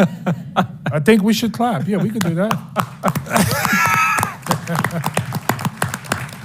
To underscore the point that she just made, those 60 years, that's taking the long haul view, right? That's being patient, investing in something, and now all of a sudden we have this extraordinary thing, not only for our national defense capabilities, but also for the future of our energy. And that's just, I think, a beautiful, beautiful thing. Thank you. I yield back. Thank you very much, and absolutely, congratulations. That information certainly needs to be protected as well as we go forward with that research. I'd like to recognize the gentlewoman from Oklahoma, Ms. Bice. Thank you, Mr. Chairman, and thank the witnesses for being here this afternoon, and a special shout out to Dr. Droegemeier, who is my fellow Oklahoman. I want to direct this first question to Ms. Wince-Smith, and that is, in your opening statement, you talked a little bit about the Valley of Death. And I had an opportunity to sit at a round table yesterday with Chairman Lucas, with technology innovation owners that are trying to really, ensure that we have superior capabilities over our adversaries, including China. But that was also brought up. What do you think we as Congress can be doing to try to bridge that gap, whether it's existing programs that need to be modified or other ways that we can continue to promote that type of needed innovation? Thank you for that very important question. And I have to say, I've been working on this issue for most of my career, so I hope someday I'll never hear Valley of Death. One of the issues is that we do not have a financing system in the United States that moves beyond the initial kind of startup phase into manufacturing. And I'll just share an example. Back in the 90s and even earlier, this country invented every single flat panel display technology, the first being liquid crystals out of Kent State, plasma, field emitters, the list went on. And there was lots of venture capital coming into that. But then it was time to make the manufacturing plant and scale it up. Not a penny. All of that went to Asia. We have the example of A123 battery. Hundreds of millions went into that including from the Department of Energy, the state of Michigan. Again, it was the manufacturing scale-up that takes lots of money. So we have to figure out in our country a way to bridge that. It's not going to be from traditional venture capital. Our banks are not engaged in this. There are no incentives for that. We have called at the council for many, many years for a national infrastructure bank. Many countries have that, where they could make these large-scale investments on the manufacturing side. And this is very relevant to commercializing the fusion. It is an all-nation hand. We're not going to get to where we could if we don't have massive investment from the government and private sector. But on the Valley of Death, we really need to have some expanded programs, including SBIRs. There are companies that just spend their time getting SBIR grants. It's kind of an industry. And I can tell you, when I was Assistant Secretary of Commerce, there were groups outside the United States who would look at those SBI awardees. They knew they couldn't go after Stage B, and they'd come in and acquire them. And that's happening now in Silicon Valley and elsewhere. So having SBR Stage C that takes it farther on is one mechanism, and the states could actually contribute that as well. It doesn't need to be just federal. So it really requires new models and really moving out of our traditional mode of thinking, oh, we do have a great venture capital industry, but they don't invest in the kinds of things we're talking about here. Happy to open the question up for any of the other witnesses if you'd like to comment. If not, I'll follow up on another question. Okay. The second question is that, America's economic future is dependent on successfully driving innovation and productivity growth in all parts of the country. What role will regional innovation initiatives have in securing U.S. leadership in research and technology? And this is open to any of the panelists. I think regional innovation is key. And again, back to the diversity question, we need to bring the technological capabilities and development opportunities to those regions, because we want to transform the regions. We don't want to take the people out of the regions. Maybe their families have been there for 50, 60 years. We want to lift those regions up. And so I think that the regional and sort of, I think as we heard, the place-based innovation is really critical. NSF is doing this now with the EPSCoR program. I think a lot of you are familiar with this. Whereas before it was, hey, how can we help increase the research competitiveness? Now the focus is on what they're calling jurisdictional transformation, getting the universities, getting the small business community, getting the federal, or getting the state governments rather, getting the chambers of commerce together and say, how can we transform our entire state using science and technology? Oklahoma is a very rural state. North Carolina is a rural state. There are a lot of great opportunities to do innovation, to get these folks involved, but we have to really think about how to resource that and do that and build these partnerships at the state level in particular, or in the regional level as well. And I think that's really a key to our future, is not just doing it at the well-resourced places, but having every zip code of the country become involved. Thank you, Mr. Chairman. I yield back. Thank you. Now I'd like to recognize Ms. Linus. Thank you, Mr. Chairman, and thank you to the panel. Climate change is a uniquely unifying threat across scientific disciplines and across nations, and I'm proud to represent the Oregon 6th Congressional District, a state that has long taken climate concerns seriously.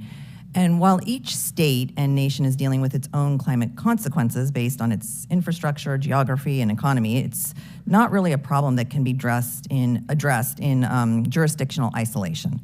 And so when it comes to climate, remaining competitive on the global stage necessarily involves fostering international collaboration with disadvantaged nations on the front lines of sea levels rising, as well as with scientifically sophisticated competitors who may have a more mature climate strategy.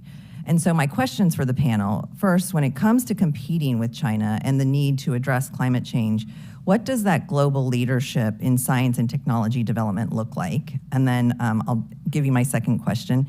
And then how can the U.S. best build upon the progress of other nations, including competitor nations? And it's generally to the panel, so whoever would like to answer. I guess I'm the climate guy.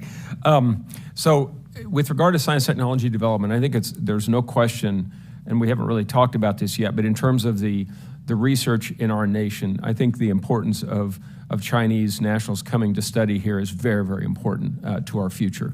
Again, an opportunity to lead with our values, to be constructively vigilant, to model for these folks, what playing by the rules actually looks like.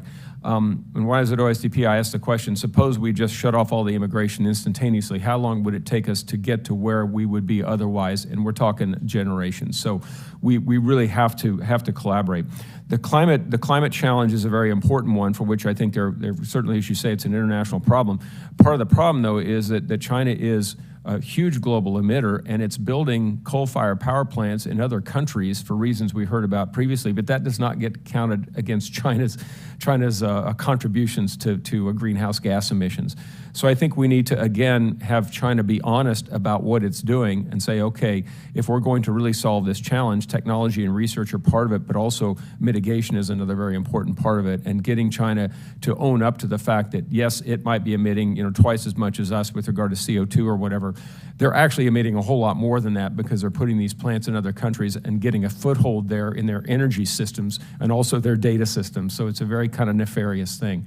So I don't know if that answers your question, but as an S&T enterprise, we really do need a global approach here, and we need researchers from China working with us on the climate challenge. So I'd like to add, we have really formidable capacity in the U.S. to understand how the climate is evolving and what the impacts will be to nations in the developing world in particular. And we have an opportunity to build partnerships, science and technology cooperation partnerships with many of those nations to help them understand what the impacts are that are coming, what the technology solutions are that are available today that could be deployed, and there are many, and to help them identify strategies to sustainably transition their energy supply.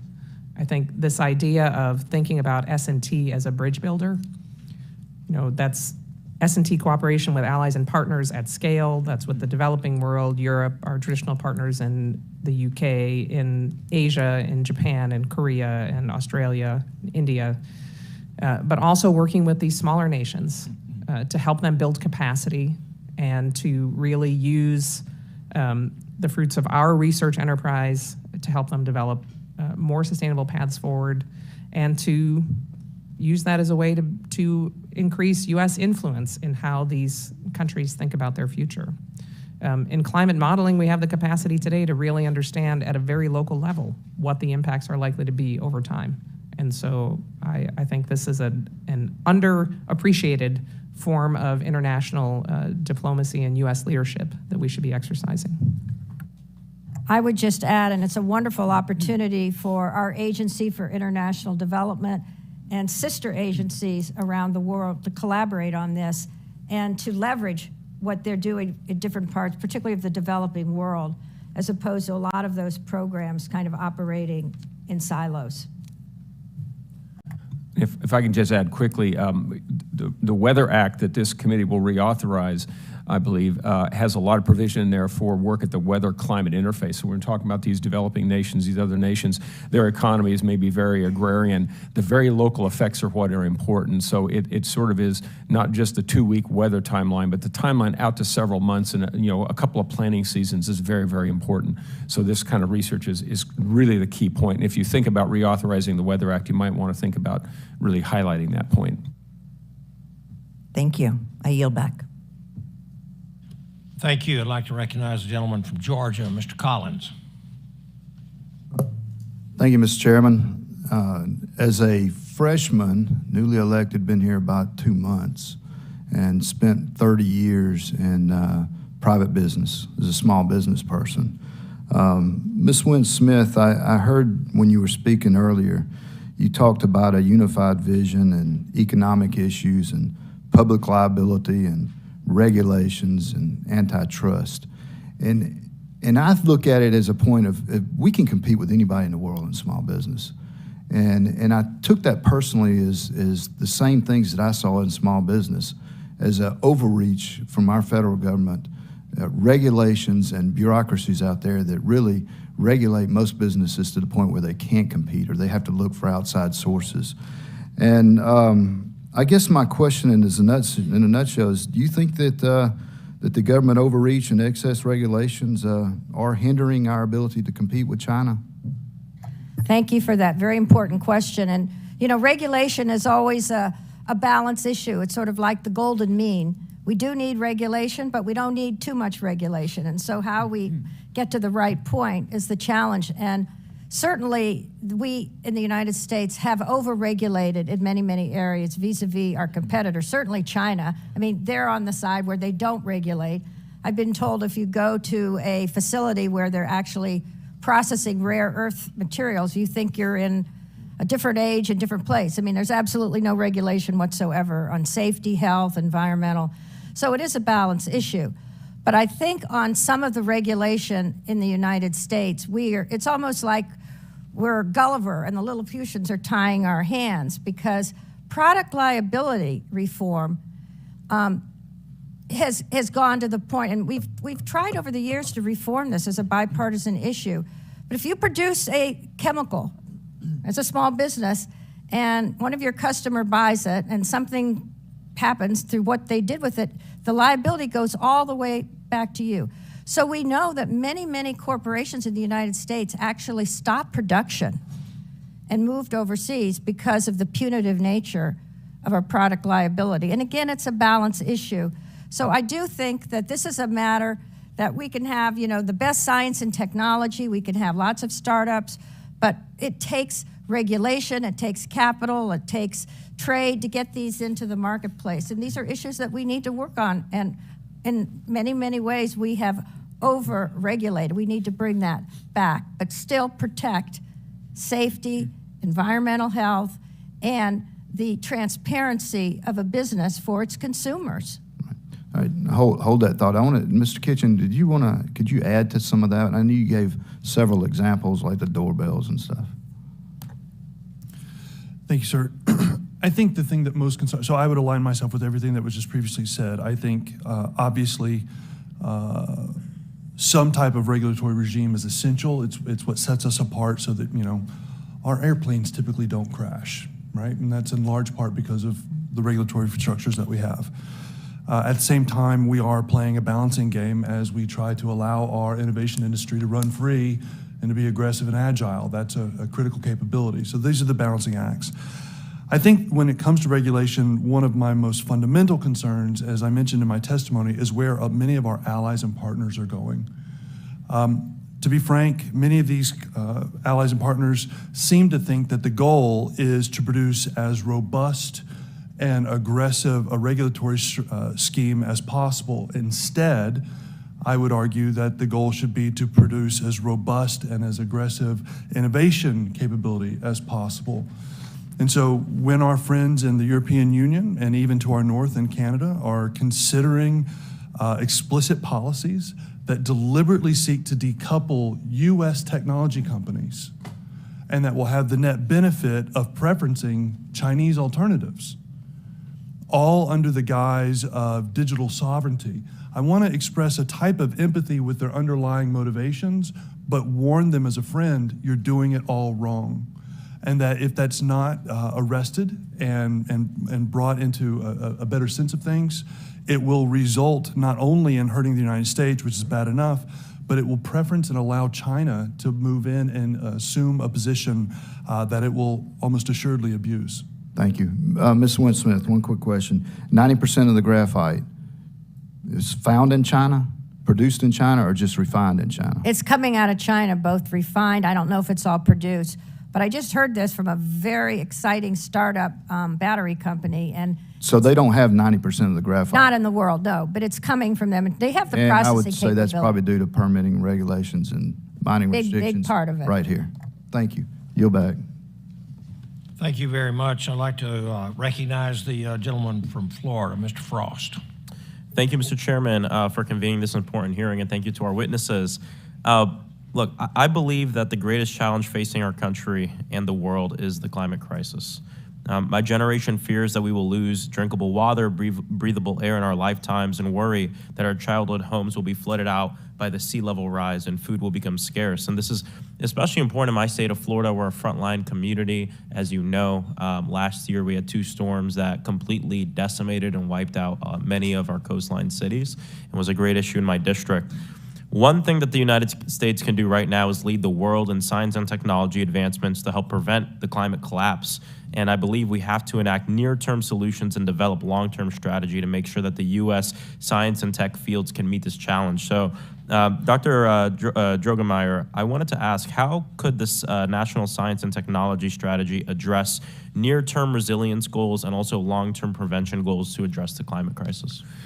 Oh, it's an excellent question, and I think that's exactly the purpose of the strategy. And frankly, that's why I think the 4-year timeline is great, because it's kind of the same as the National Climate Assessment, but also putting in the context of a 25-year horizon where it goes beyond elections and beyond, you know, beyond the normal thing. And people say, well, we've never done that before. That's the whole point, you know. A meteorologist telling you to do a 25-year forecast, that's not what I'm saying. I'm basically saying, let's think long-term about the overarching broad S&T issues and the kinds of things that we want to do as a nation, not the specifics, you know. So with regard to the S&T, you know, very simple climate models tell us that you increase greenhouse gases, the planet will warm. We don't need all the sophistication. We do need the sophistication, though, to know what the localized impacts are. We don't do a great job with that, to be honest. The error bars on the actual projections are pretty large, but we are doing a lot of work, I think, to improve those. So the models are basically all that we have, and the thoughtful approaches as to how the population will grow, what the technology mix will be, and things like that, all these different scenarios that are played out. So I think from the short term, we need to think about you know, measures that are mitigation adaptive. You look at a lot of the commercials on TV now. Everybody's doing EVs, right? Because we're starting to have infrastructure that will allow that to happen with our power grid. The longer term things, if you look at the models, the greatest uncertainty in the short term is the actual atmospheric uncertainty in the model itself, the actual natural variability. You get beyond 20 years or so, the great uncertainty is in the energy mix and the population, all that sort of thing. So I think we need to continue to study those things, take even more thoughtful approaches, and look at improving the physics of the models, building, you know, I would love to see us in this country build what the Japanese did 20 years ago, an Earth simulator, a computer designed specifically. Yeah. Livermore could be the perfect place to house this. Yeah. Really, you know, we write our codes in a way that has to adapt to transaction processing computers, just because that's what is out there. You know, suppose we as a nation said we're going to put $2 billion into building a computer designed just to simulate the Earth system and do what no other nation can do in terms of climate projection. That would be an enormously valuable investment, because we have the capability, but we don't have the computational capability to run these models at the resolutions needed to capture clouds and hurricanes and things like that. We're just waiting for computing to get there. Yeah. Let's fast forward computing technology and build something as a nation that would get us there. Thank you. No, I really, and that leads to my next question, you know, the other benefits of this work. Dr. Budil, I wanted to ask, so Orlando, where I'm from, we're quickly becoming the simulation hub of the country, which is really exciting. I was just at the Orlando Economic Partnership, which is an organization, and we have the first city digital twin, a complete digital twin of Orlando, which is going to be great. I wanted to ask, what do you believe advancements in computer simulation technology to model the impact of climate change could give us a competitive edge? Yes, thank you for the question. It's an excellent line of questioning, and I agree completely, and I agree with my colleagues' comments entirely. The Department of Energy has been on the front line of advancing the state-of-the-art in climate modeling for some time, and is currently developing the ESM3 code, which is the Earth System Simulation Model, next generation, that's anticipated to run on our new largest computers. So Oak Ridge has just cited Frontier, which is a large exascale computer. Livermore will be home to the first exascale computer slated for national security applications. It will also do open science applications like climate, and it'll produce at over 2 exaflops. Mm-hmm. So we're beginning to have the computing capacity and the modeling and simulation tools to do this work. It's going to be incredibly enabling. And with the introduction of tools like artificial intelligence and machine learning, we're able to advance the capabilities of our models very quickly relative to what we were able to do in the past. By taking on board large amounts of data, we're getting much more data at higher fidelity about different aspects of the climate system. Using those tools to really smartly advance the state of the art, I think, will help with the error bar problem, which is a significant challenge going forward. But we should be able to give communities a real edge in understanding what's likely to be visiting them, not just today, but several years down the road. Thank you so much. I have more questions, but I've run out of time, but really appreciate your time today, and excited to work with this committee on advancing our economy and national security by investing in the green energy economy. Really appreciate it. I'd like to recognize the gentleman from Ohio, Mr. Miller. Thank you, Mr. Chairman. I just want to say thank you to Chairman Lucas and Ranking Member Lofgren for holding this important hearing, and thank you to our witnesses for your insight today. I don't think there's more of an appropriate topic for this committee to address through its first hearing of Congress. The Chinese Communist Party is the United States' greatest threat on the world stage. It is critical that we remain a global leader in cutting-edge science and advanced technologies to address this threat and to ensure our economic and national security for generations to come. One issue I'd like to focus on today is the need for a skilled workforce as a key component of our strategic competition with China. Roughly 36 million jobs in the United States today are part of the STEM workforce. That is nearly 1/4 of all jobs nationally. And these 36 million jobs, 17 million of them are filled by skilled technical workers who have a wealth of science, engineering, and technical knowledge, but do not hold four-year degrees. Clearly, there is a need for career and technical education programs that equip workers with much-needed skills without saddling them with unmanageable debt. A more robust approach to career and technical education will ensure that we are able to train workers properly and remain competitive with China, which has made efforts to recruit top foreign talent, including from American universities, industry, and government. Dr. Droegemeier, you put it simply in your testimony. It boils down to people. As part of this, you propose an initiative similar to the GI Bill to coordinate workforce development on a national scale with broad national goals that involve all sectors of the science and technology enterprise. Can you elaborate on the need for federal involvement in a coordinated approach to STEM workforce development programs that we have here? Congressman, thank you so much. I loved your comments there, and you're spot on. We have a lot of great programs that are going on. I think at last count there were well over 150 STEM education programs, some large, some small. There are a lot of nonprofits doing great things. And like I said earlier, there's like 1,000 flowers blooming, but where are the big gardens? If you look at the GI Bill, it really had two pieces to it. One was to thank the servicemen and women who were responsible for the Allied victory in World War II, coming back from World War II. And the other thing was, they're an important part of our future, so let's make sure we invest in them.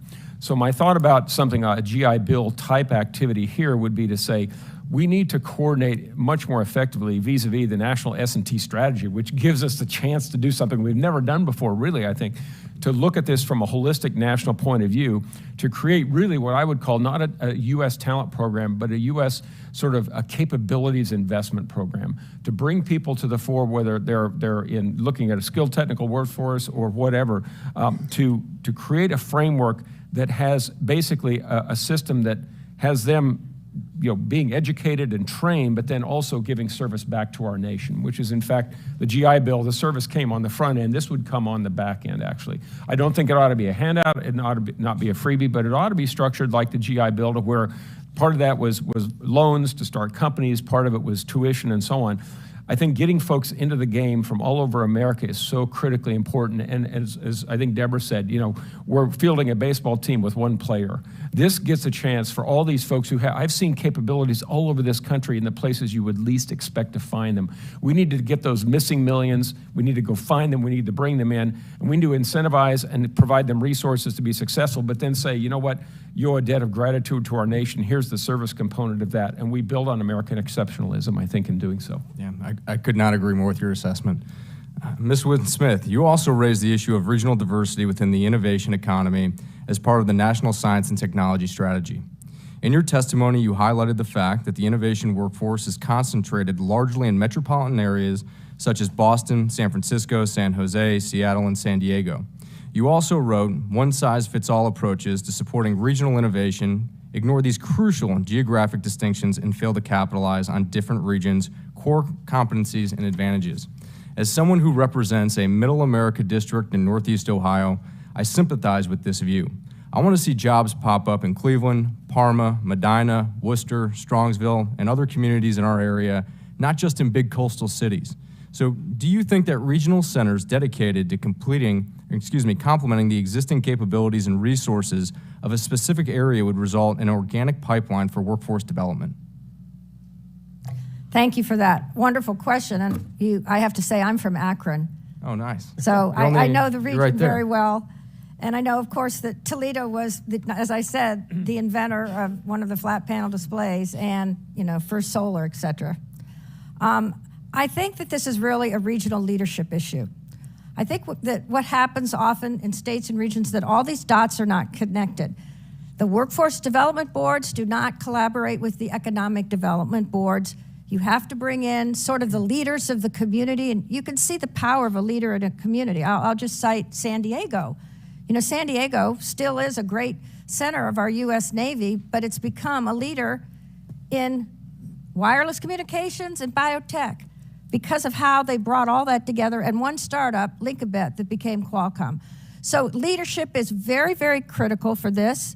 And also the educational establishment from K through 12 all the way up, including, you know, leaders who are doing our sports activity. We put so much time and effort in developing talent for people going into sports, but we don't do the same for them going into STEM. I mean, it would be great to have a cybersecurity core, but on the regional economic development, I'm seeing across the country, and the U.S. Council on Competitiveness is so focused on this, just tremendous capability that's not even known. And so the National Science Foundation, you know, the other departments are really making an effort to go out and identify through these hubs and investments how they can create an anchor and then build for this. And then, of course, the issue is on capital. Venture capital, you know, for certain types of things is great, but it's concentrated. But still, in all these regions, there are some high net worth individuals who are doing things. Nebraska's a fabulous example of that. So we have all the ingredients. Would the gentlelady wrap up, please? We have all the ingredients. Thank you, Mr. Chair. I yield back my time. Thank you. Even though you're from Akron, I'm from Cleveland, the gentleman's from Cleveland, we have to call it quits on that. We now recognize the gentleman from California, Mr. Mullen. Thank you, Mr. Chair, and thank you to our witnesses for your testimony. I come from San Mateo County in the San Francisco Bay Area, home to some innovative partnerships. I really appreciate the community college references as well, retraining with community colleges and our local workforce development boards and our life sciences sector, which is a very robust one. So my question is a bit of a follow-up, Dr. Droegemeier. You were talking about the national STEM strategy and GI Bill approach, but you did reference supplanting some existing programs, and I just want to get a sort of sense, you know, the existing Workforce Investment Act funding streams, and there's money in CHIPS now, investments in IRA on clean energy. How do you pull all of these things together into a coordinated funding approach where there's some coherence, but you're also integrating? I say this as a former local Workforce Investment Board member who always appreciated dealing with some of those federal funding streams coming down to the local level, how we integrate all of that in a coordinated way. You said it so beautifully, and it's that whole of nation approach. I think that those local boards play an extremely important role, and their voice needs to be at the table. So I think it's a question of scaling it up, and in no way do I suggest that a lot of these programs aren't doing good things or whatever, but I think what you created with the National S&T strategy is an opportunity to step way back from all the wonderful individual things and say, what do we do as a nation, and how do we coordinate it? How do we it's not about control, but it's about coordination and scaling and having a symbiosis among all of these different programs to where we're looking to achieve national goals, not, hey, my little program is doing this and it's doing great things, but how is it feeding the national goal of workforce development, of economic development, of diversity enhancement? That's the thing that I think you have wonderfully handed to OSTP and the community and said, you guys go figure this out. And that's what I am looking forward to doing. And I really appreciate you doing that because that's never really happened before. Thank you for that. Just a quick follow-up on scale. Well aware of large companies being able to operate at scale and innovate and develop STEM partnerships, but a lot of the innovation is happening in smaller companies. You know, we're talking 5 people in the R&D space doing incredible work. How do we, as we think going forward, how do we develop an S&T strategy that really integrates some of those smaller companies? Just any thoughts in that regard, I'd welcome.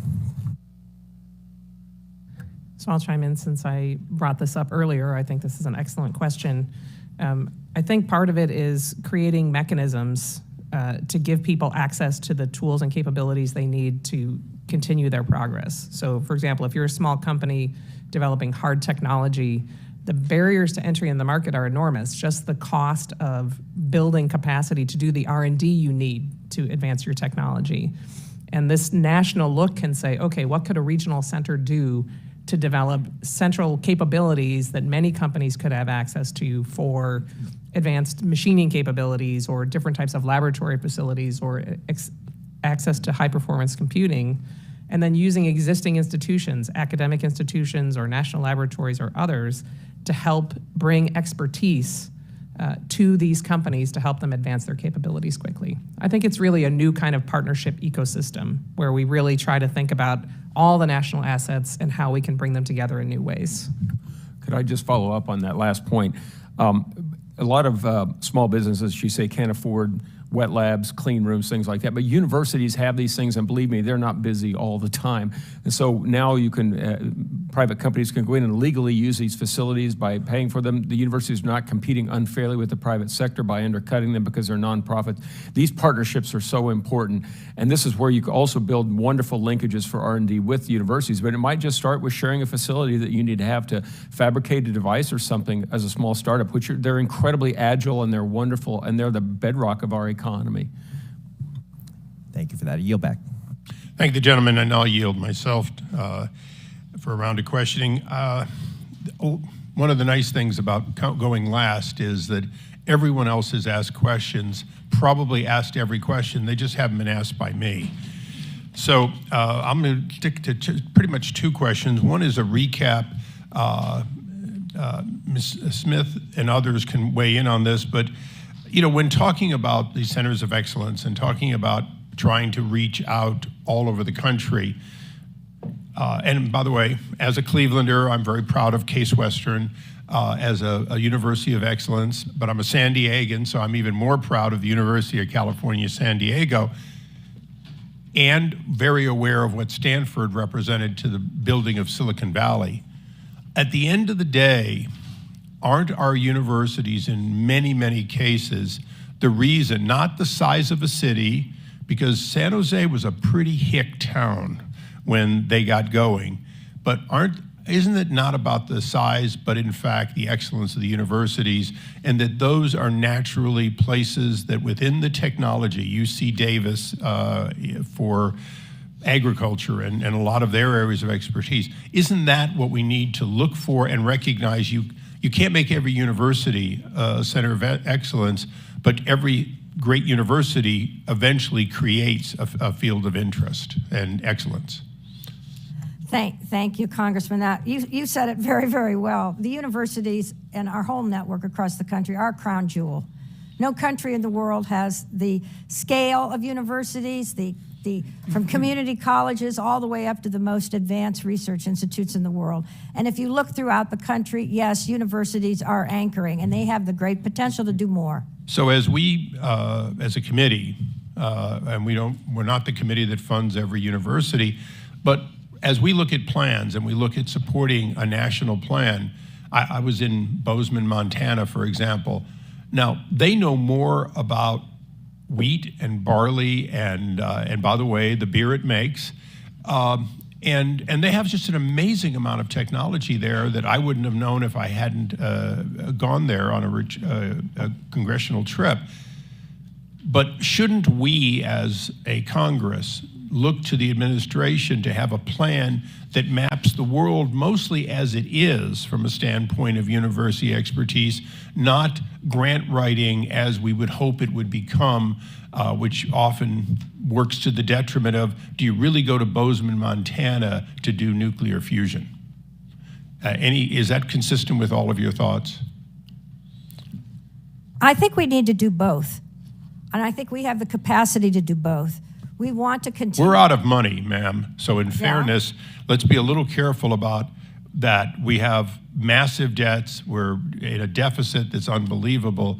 So the idea that there's enough money to do everything we want to do versus using our money wisely is going to be an area that I know the chairman is very concerned about, is how to get the best return for the taxpayer on those dollars that are already being spent, because it's unlikely that we're going to dramatically increase dollars spent in this environment. And that wasn't what I was suggesting. What I was suggesting is, whatever the area we want to work in, let's link together these universities with partnerships, because there are other places in the country doing the advanced work in agriculture, And just because they don't happen to be in Montana, they should be working together. So knitting these things together is absolutely the key to building up this infrastructure for the country in the future. Excellent, I agree. Last one is one that's near and dear to my heart, even though I'm a native Clevelander and a Californian now. China does not respect intellectual property, and yet China is one of the greatest recipients of patents, both directly and indirectly. Directly in the sense that they have tremendous amount of applications that basically go back to the CCP. Indirectly because they are making acquisitions and inquiries, and they have investment funds that essentially rake intellectual property out of the United States and take it back to China.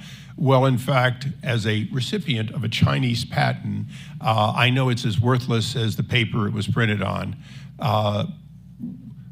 Should this committee look to the question, and other committees, including Judiciary, look to the question of reciprocal activity, meaning, should we continue to have China dealt with like a trusted partner? Should universities be free to share with mainland China, as they do, massive amounts of the work that the taxpayer pays for? Or should we have a plan to recognize that they are not an even-handed competitor? Your comments.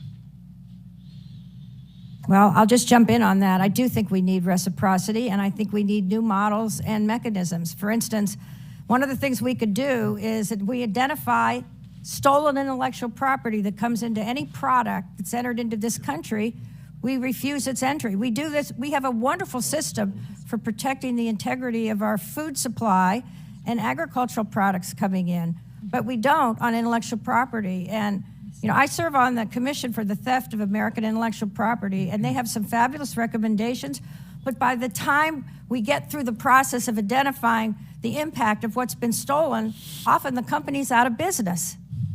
So it is an absolutely critical crisis for the country. And just one metric, back in 2012, there was the data, if China implemented their existing intellectual property laws, however weak they are, we would have had $1.2 trillion more in GDP. And that was in the first report of the Commission on the Theft of Intellectual Property. Thank you. My time has expired. The gentlewoman from Michigan, Ms. Stevens. Thank you.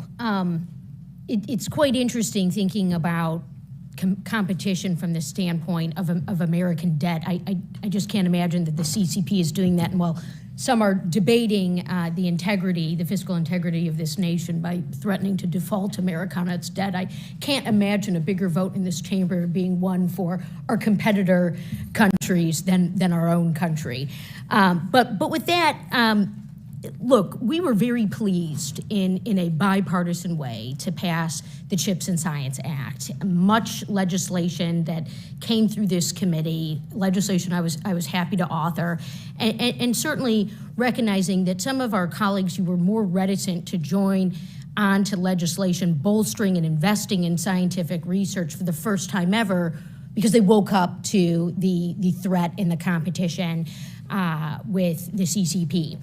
And so as we think about the CHIPS and Science Act and some of our great catching up that we have been doing with that legislation, the first federal funding opportunity coming out just yesterday, I'm interested in honing in on other technologies or R&D areas that we need to be investing in that we might not be thinking of. Dr. Budil, you had talked about supercomputing. We remember that race. Ms. Wince-Smith, we certainly have been collaborating for years on supercomputer technology and its benefits, but what other research applications should we be looking at?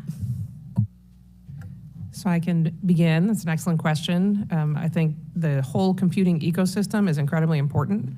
It's another great area where public-private partnerships have really spurred the development of high-performance computing at scale, which has enabled new kinds of science we didn't envision when we started down that path. So again, ensuring that we stay closely coupled to industry trends. Industry isn't going to build computers just for science because that's a very small market relative to what they typically are focused on.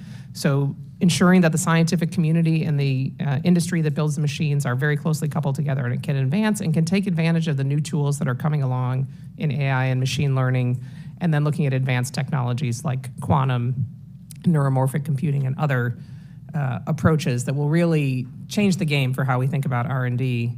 Another area that's critically important is that we've talked about a great deal here today is energy technologies. That includes new technologies, for example, for long-term storage or batteries. Other clean energy technologies in the future could be fusion energy technology. But taking U.S. leadership in some of these areas and really capitalizing on it. I think advanced materials and manufacturing is another area where investment's really critical. That industry is changing very, very fast, and the nexus of high-performance computing and manufacturing capabilities is going to change the game again. So in the next 10 years, you'll see something very different. And then the final one is biotechnology and biosciences. Barriers to entry in these fields are very low. They're moving very fast. And we have an opportunity with our capabilities, experimental and computational, to really foundationally change the speed and capacity of how we think about development of drugs and therapeutics, how we think about disease, and how we think about the technologies that will enable us to better understand biological systems. Ms. Wince-Smith, did you want to chime in? Are policymakers listening and acting accordingly? It's hard to add to what Dr. Budil has said, but I would just mention biofabrication also is part of the biotechnology revolution.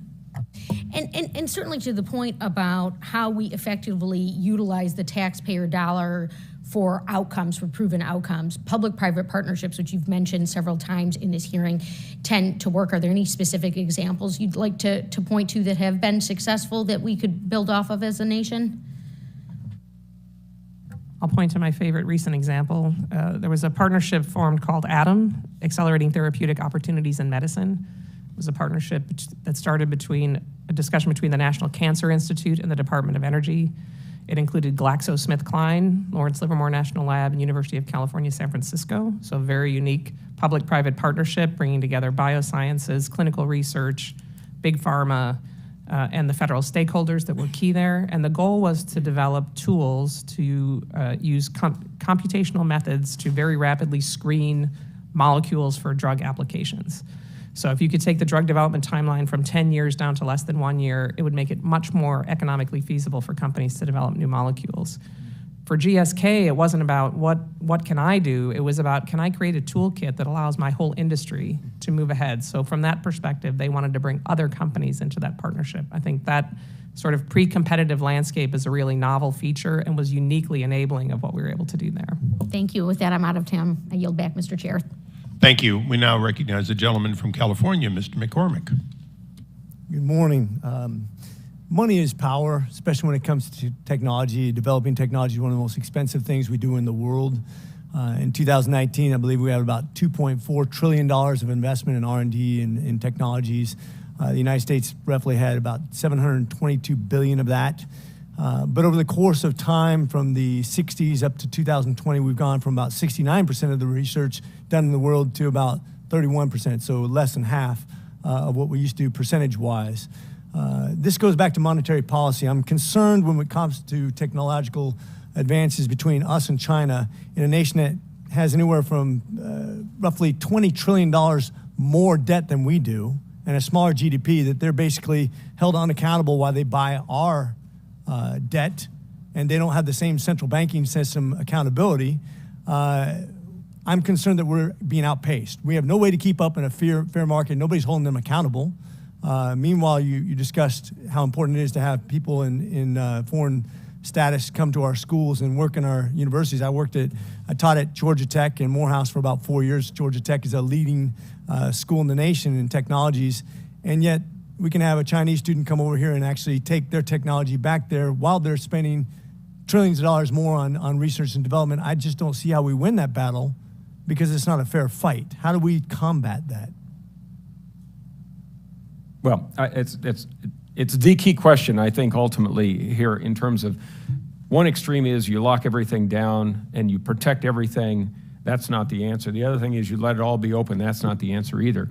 When you're looking at fundamental research, curiosity-driven research, a lot of people say, well, it gets published anyway, so what does it matter? Well, it matters because the pathway of doing that work and getting to the publication involves a lot of creativity and a lot of know-how that is very valuable, and it doesn't make its way into the publication. Publication is just the end result. So what we're trying to protect is the capability, the know-how, the sort of secret sauce that we have in our research laboratories like at Georgia Tech that results in the publications.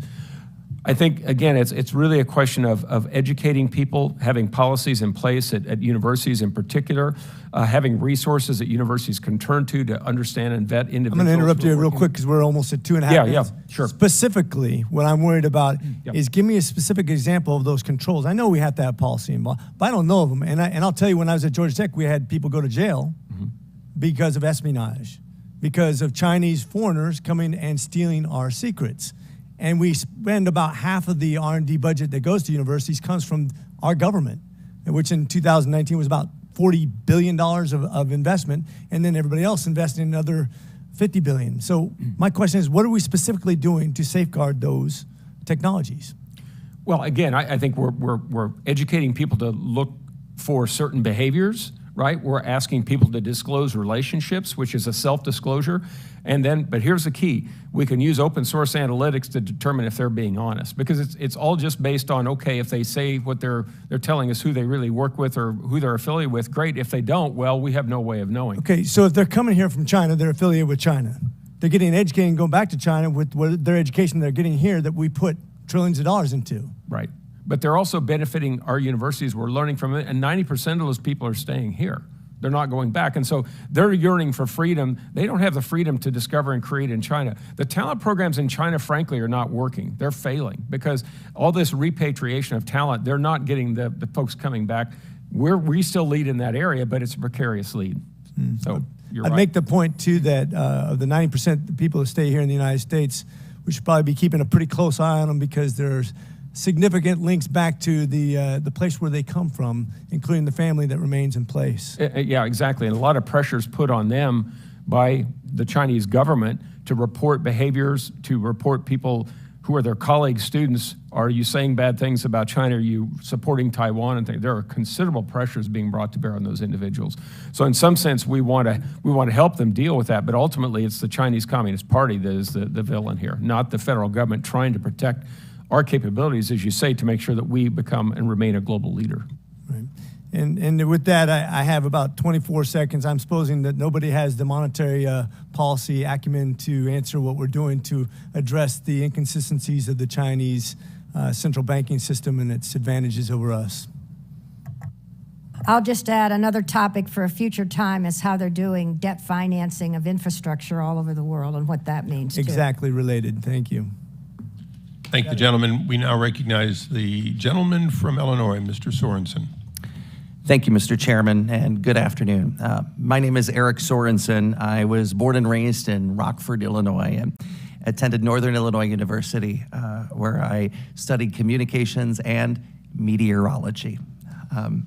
I served my communities as a meteorologist from 1999 to 2021. My job was to help my community by sharing the best information about upcoming severe weather and our changing climate. When people have access to accurate weather forecasts and climate data, we know that they make good decisions about their personal safety and about their own future. So I want to extend a special welcome to my fellow meteorologist on the panel, Dr. Droegemeier, for being here. And I do want to very quickly thank my colleagues in Oklahoma for safely keeping people ahead of the storms in the past 24 to 36 hours. They saved lives, and that's the power of meteorology.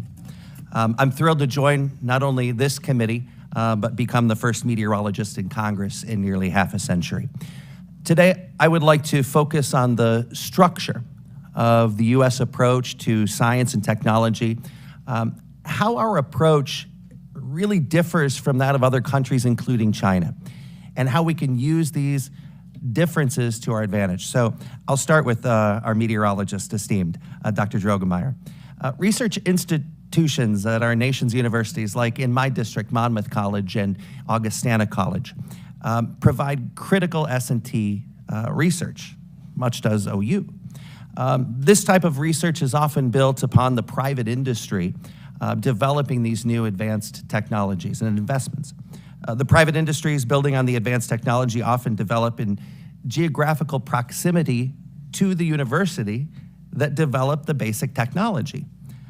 This relationship benefits the community and the economy around the university.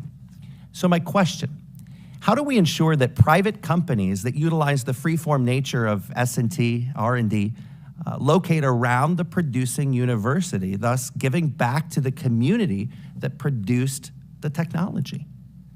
Well, thank you so much for your good question and for your kind remarks there.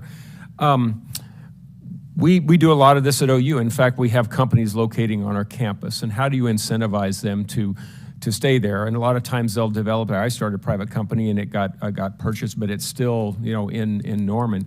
I think the key thing is to make sure you lower the barrier to entry to interact with the university in terms of if they're on the campus, you provide space for them at rates that do not undercut what they could get in the community, but in fact are commensurate. But the value of being there is perhaps sort of co-marketing, of being able to go to seminars, getting access to students, having students work in your company and so on. As you're developing the technology, the university kind of becomes your R&D arm. So if you're a small business, you don't have an R&D component of your company. Well, hey, the university could do that. And it doesn't necessarily require you to have a funded research relationship with the university. It might be that you're serving on a graduate students committee and you deconflict yourself, you don't have a conflict of interest, but you're providing a private sector perspective on the work that they're doing. And you might involve them doing an internship in your company for maybe not a lot of money, but all of a sudden then you're able to hire them because you've vetted them. You know exactly their capabilities, you've developed their capabilities, now all of a sudden they're your employee. And so you've not made a huge investment in them, you've reaped the benefits of being at the university. That's, I think, the power of the local economic development. I think the key thing is to have the university not see itself in competition with the local economic development authorities. You want to have a partnership to where you say the university plays an important role, the Chamber of Commerce plays an important role. A lot of times there's economic development organizations that play a role. We at Oklahoma, in Norman, we have a triumvirate of those things, and they all work together. If somebody comes to the campus, great. If they don't come to the campus, great. If they're in Norman or they're nearby, we call that a win. So it's about, I think, being a good partner in this and not wanting to have everything for yourself, but growing with the community in mind, as you say. My district consists of rural parts of Western Illinois, smaller suburban areas. We know that smaller universities tend to attract much less funding. We have to make sure that more funding gets to smaller schools. What policies can Congress install to ensure that a diverse set of universities get their funding, their piece of that funding pie? I'll give this to anyone. Well, I'll just tell you one thing that NSF is doing. It's got a new program called Granted. It stands for, if I get this right, Growing Research Access for Nationally Transformative Equity and Diversity. And the idea basically is to say that small universities, small colleges, they have the capability to compete in terms of their personnel, but they don't have the administrative structures to manage grants, to do proposal submissions, to meet all the compliance rules and regulations. So the idea is that if we as a federal government could invest in that capability through helping build partnerships with other institutions, then we empower them to unleash the capabilities of their faculty without putting them in jeopardy of getting an audit report on a grant that they somehow mismanaged without any ill intent, but they simply didn't have the people who knew what they were doing and they weren't used to doing it, they didn't have a history. So that kind of program, which is not super expensive, it's leveraging the existing capabilities at R1 and R2 schools to build an ecosystem of partnerships of administering grant proposals and grant awards once they're funded. That will really empower a lot of institutions. Thank you. I'm out of time. I yield back. We now recognize the gentlelady from New York, Ms. Tenney. Thank you, Chairman Issa and the ranking member, for holding this important meeting on U.S.-China competitiveness, and thank you to the witnesses for your time and insight. Looking forward to hearing from you. New York's new 24th Congressional District has a history as the home to the Erie Canal, which is one of the first regions in our country to enter and successfully prosper during the Industrial Revolution. However, unfortunately, in upstate New York, and it's particularly my region along the canal, we've suffered tremendously as we've allowed China to flood our markets with cheap subsidized products. We've lost jobs, we've lost companies. So many have been displaced, so many iconic names that people would recognize, such as Oneida, such as IBM and other big contributors. But over the last few decades, the rise of the malign influence of the Chinese Communist Party harmed Americans, as its state-sponsored espionage efforts have stolen American intellectual property. I believe it's over $600 billion now on an annual basis. And its unfair trade tactics have driven American industries out of business. Additionally, China continues to spread its greater economic position, to spread its techno-authoritarian model abroad, all across the world, actually. While the federal government invests heavily in research and development, private businesses must roughly invest 3 times as much annually into research and development. To stay at the forefront of new emerging industries, the federal government must ensure its effort complements those in the private sector and not hurts them. This can be achieved through rewarding organizations with a good track record of successfully commercializing technologies and through proven policies, including the R&D tax credit. I want to first direct my first question to Ms. Wince-Smith. So in your testimony that was given, you discussed the troubling concentration of science and technology investments in coastal hubs like Silicon Valley. This leaves large swaths of our country in important industries, such as manufacturing, without access to the capital they need to innovate and thrive, particularly where I'm from. So my first question for you is, from your perspective, how can we leverage the National Science and Technology Plan to geographically diversify investments in science and technology and bring them to our rural regions, particularly upstate New York, which gets often forgotten between Buffalo and New York City? Thank you, Congresswoman. Well, we've had some discussion on that, and I know your region very well. And one thing I would say is the extent to which in our large-scale partnerships that we have, funded by NSF, Department of Energy, we might think of having some kind of a provision where we're talking about diversity, equity, and inclusion of people and talent, but we ought to think of that also geographically, so that every big project would also reach out and include an institution from a different part of the country that would have some compatible resources.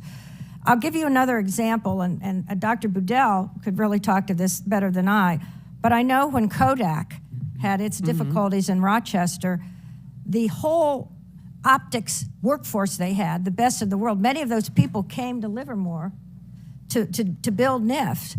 So the mobility we have of people is one thing, but at the end of the day, it's really creating the environment for companies that want to come and invest there and also to grow. I mean, I know Micron just has a new facility in New York that they've come in, and maybe also, you know, the old idea of incentives, tax breaks and things, there's a little outdated, but there are other types of incentives that states and regions can give for locating in their facilities. And the trained talent's huge for that. Wouldn't you agree that incentives would be better than having sort of mandates and set-asides? And, oh, yes, yes. Because you get me concerned when you mention DEI and the fact that we have a state that's very hostile to businesses and incentivizing. That's why we don't have Kodak, Bausch & Lomb, Xerox, all from the Rochester region, have left for better tax treatment, better opportunities, and access to capital, actually.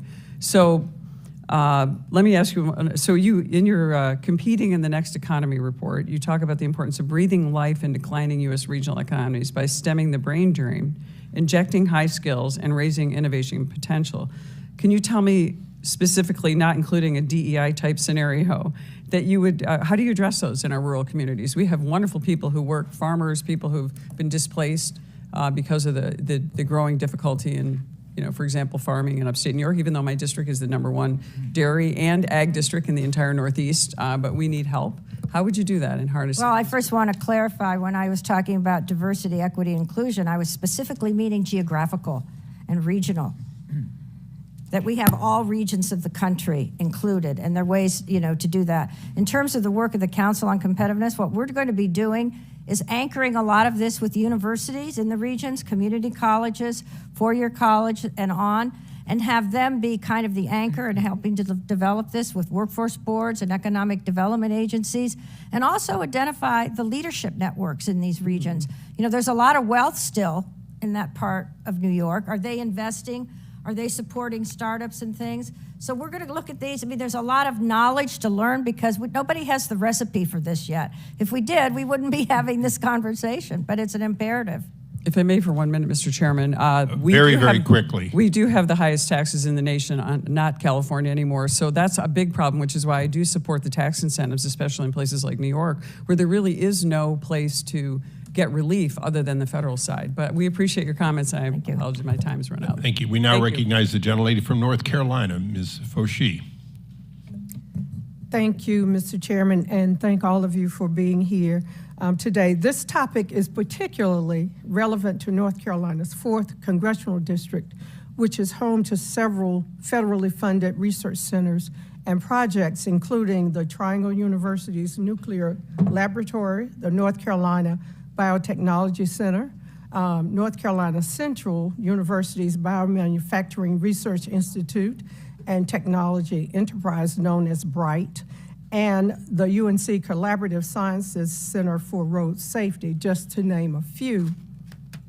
And additionally, our world-class research universities and the Research Triangle Park, a premier global innovation center and the nation's largest research park, home to nearly 400 companies and over 60,000 employees.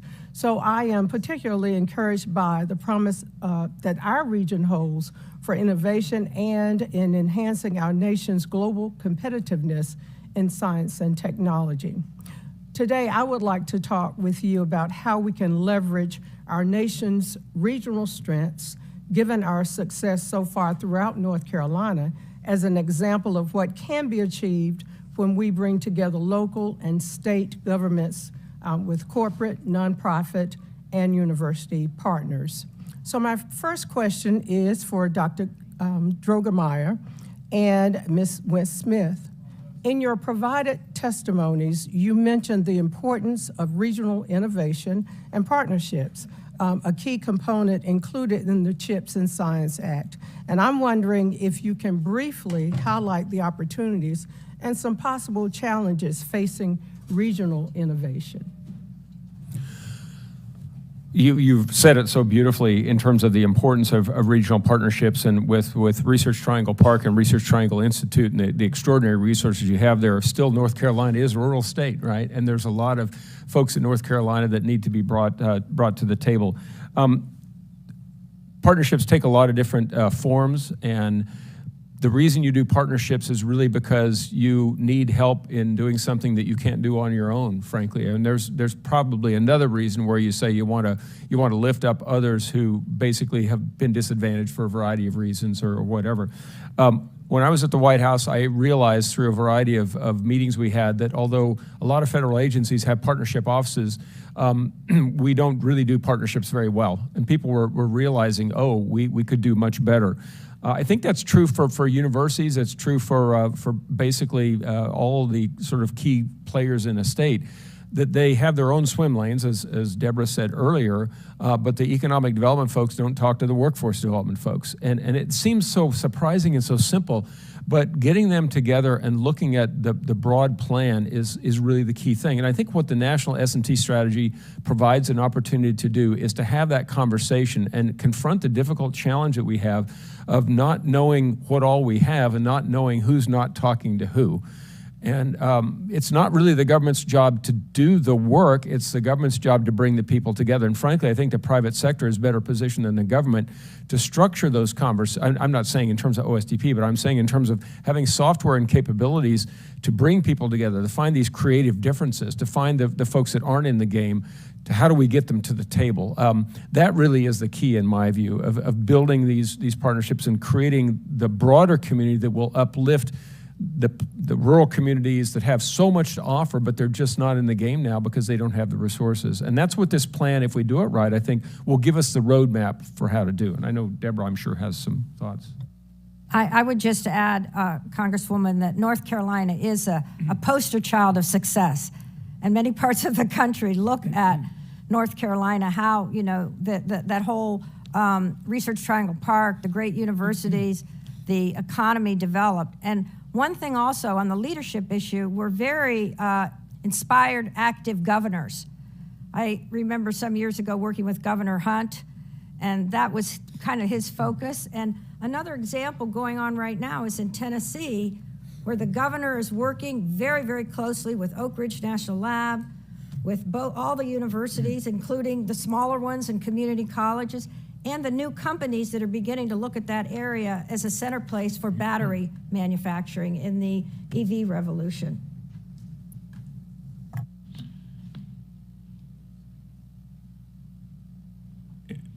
Yield back. Thank you. We now go to the gentleman from New York, Mr. Williams. Thank you, Mr. Chairman. Just have hopefully very short questions. Dr. Budil in particular, I look forward to supporting you in your fusion work, near and dear to my heart. Just one question though, is there any public investment that you believe would yield fusion on the grid by 2032 in the 10-year time frame? Thank you for your support, and thank you for the question. It really is true that the sort of x-axis, how long till fusion energy on the grid, is a function of investment. That's public investment as well as private investment, and which technology path you pursue. So there are significant efforts on magnetic fusion and growing efforts in inertial confinement fusion energy approaches today. It's a little bit early days for us to say whether there's a plan that will get you there in 10 years. But it's certainly true that the level of investment would need to be significantly larger to galvanize that kind of effort. There's a lot of intellectual capital that's interested in pursuing this. Students are really energized by fusion prospects. There's a lot of private capital on the table. And unfortunately, the investment in fusion energy demonstration is still early days. Should we be making policy decisions about our energy mix anticipating, expecting, planning, and depending on fusion on the grid by 2032? I think you always have to plan for the future energy mix with what we would characterize as an uncertainty band, because there are a whole host of technologies that can contribute that are at varying degrees of maturity. And so I certainly wouldn't put all my eggs in any one basket. There are technologies that are mature today that can contribute to a sustainable energy mix in 10 years, and there are nascent technologies like fusion that have the potential, although the next few years will be critical to determine what that timeline really looks like. So I'm a fan of all of the above, really trying to think about all the tools we have in our toolkit to ensure the U.S. has a sustainable, economically viable energy sector. Thank you. Ms. Wince-Smith, you mentioned dual-use technologies. Do you mind clarifying, if you were to provide a definition of dual use, what comes to your mind? From the very inception, they have both commercial and military applications. And increasingly, all the technologies we've been talking about in this hearing that are reshaping the world have that. You know, Putin said some years ago, whoever controls and leads in AI will control the world. She has given the list of these. And you know, you see, I mean, I should mention this example. You know, we talked about university research and the Chinese. One of the major universities in Australia, one of the centers of quantum work, had 4 Chinese researchers who all turned out to be from the PLA. If I may, I just... So that's a serious issue on dual use. I'll be advancing a letter to other members to prioritize DOE spending and research in particular for dual-use technologies. We have to meet our civilian commitments, but there's things like uranium enrichment, tritium production, upon which fusion relies, that also have military use, and so that we should prioritize those. Thank you. Dr. Kelvin, just because that's easier to pronounce, I apologize. So my mother went to OU for a year, and my uncle was got his PhD there in civil engineering and was a professor there in Norman, years ago. There's a few things in your comment, in your opening comments. Do you think we need a 20-year plan similar to China's for our national technology policy? Well, I think the 4-year timeline for the S&T strategy is good. 4 or 5 years seems right. I don't know that I call it a 25-year plan or a 20-year plan, but I'd say we need a 25-year look ahead or a 20-year look ahead to set the context for that 5-year plan. Thank you. Should government direct industry involvement like China, industry investment like China? Should our government be having the same kind of heavy hand that China has in directing investment? No, I don't believe so. Would you say that our American system is inherently uncompetitive relative to the Chinese model? Is it for me? Yes. No, I would say it's highly competitive because of our freedoms to create and so on. As we heard earlier, China does most of its work in applied R&D, and they're basically reaping the benefits of our investments in fundamental research. They're improving their fundamental research, but that's really the seed corn of everything that follows. So I think we're very innovative. I think we're very competitive, but we have to maintain that competitive position. Thank you. I yield back. Thank you. We now recognize the gentlelady from Colorado, Ms. Caraveo. Thank you, Chairman Lucas and Ranking Member Bonamici, for today's hearing, my first Science Committee hearing ever, and it looks like I might be closing it out.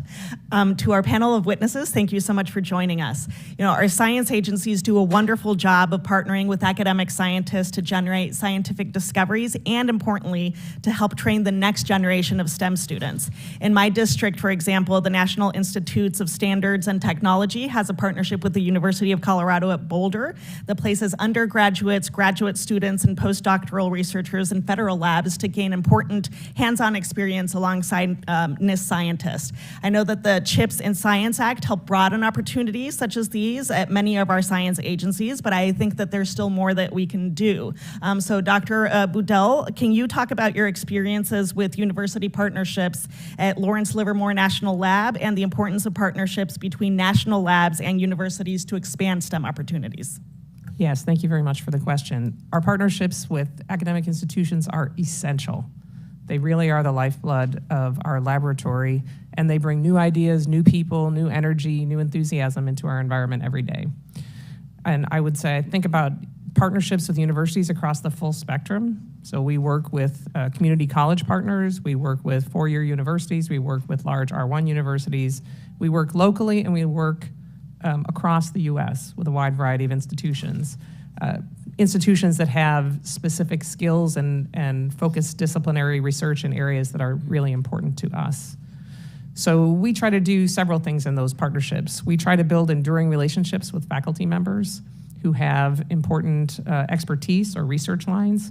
We teach them about our work. We give them access to our facilities. We work in close partnership with them. So it's not a one and done transactional, send me your student, and those research partnerships really keep that connective tissue alive between us and these many institutions.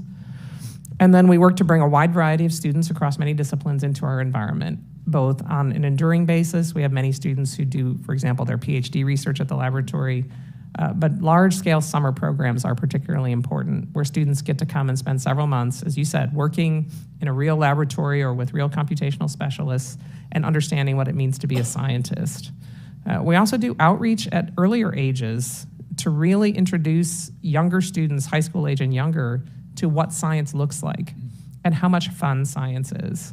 And I really do love seeing my early career staff in particular go out into these institutions and the joy they bring, the commitment they have to our important missions and the research that we do, but the gift it is to be able to work in these disciplines really advancing the state of the art. So university partnerships are foundational to everything we do. You know, coming from medicine, I know how important it is for workforce development to have hands-on experience. So thank you very much for those programs that you run. Dr. Droegemeier, in your testimony, you discussed the need to coordinate workforce development on a national scale. What opportunities do you think exist to leverage federal labs and university partnerships to get more STEM-capable students into the workforce? And how can the National Science and Technology Strategy leverage these partnerships? Well, thank you so much for the question. I think it's absolutely vital because those are existing, like the 17 DOE national labs, which are absolutely our crown jewel, and all the NOAA laboratories, the NIST laboratories that you have in Boulder. They are exceptionally capable. They have wonderful people that researchers, so on. We need to leverage what we already have. And when we do that, we're actually getting a 1 + 1 = 5 kind of proposition versus building a lot of new stuff. By linking existing, quote, stuff together, we can get really a multiplicative factor. And if I come back to the point that Dr. Budil made, and you're a health person, in Boulder and also in Oklahoma, what we did was we took a page out of the playbook of medicine. We said, if you bring together operational people, you bring together research and education, like the teaching hospital concept, you've got all three together to leverage one another. You've got federal operations folks, you've got federal researchers, you've got academic researchers, you've got the education piece. It works well in the teaching hospital, and Boulder did that, and we did it, and it works well. Now, it's not replicable everywhere because there aren't necessarily federal operations, but there is a lot of them out there.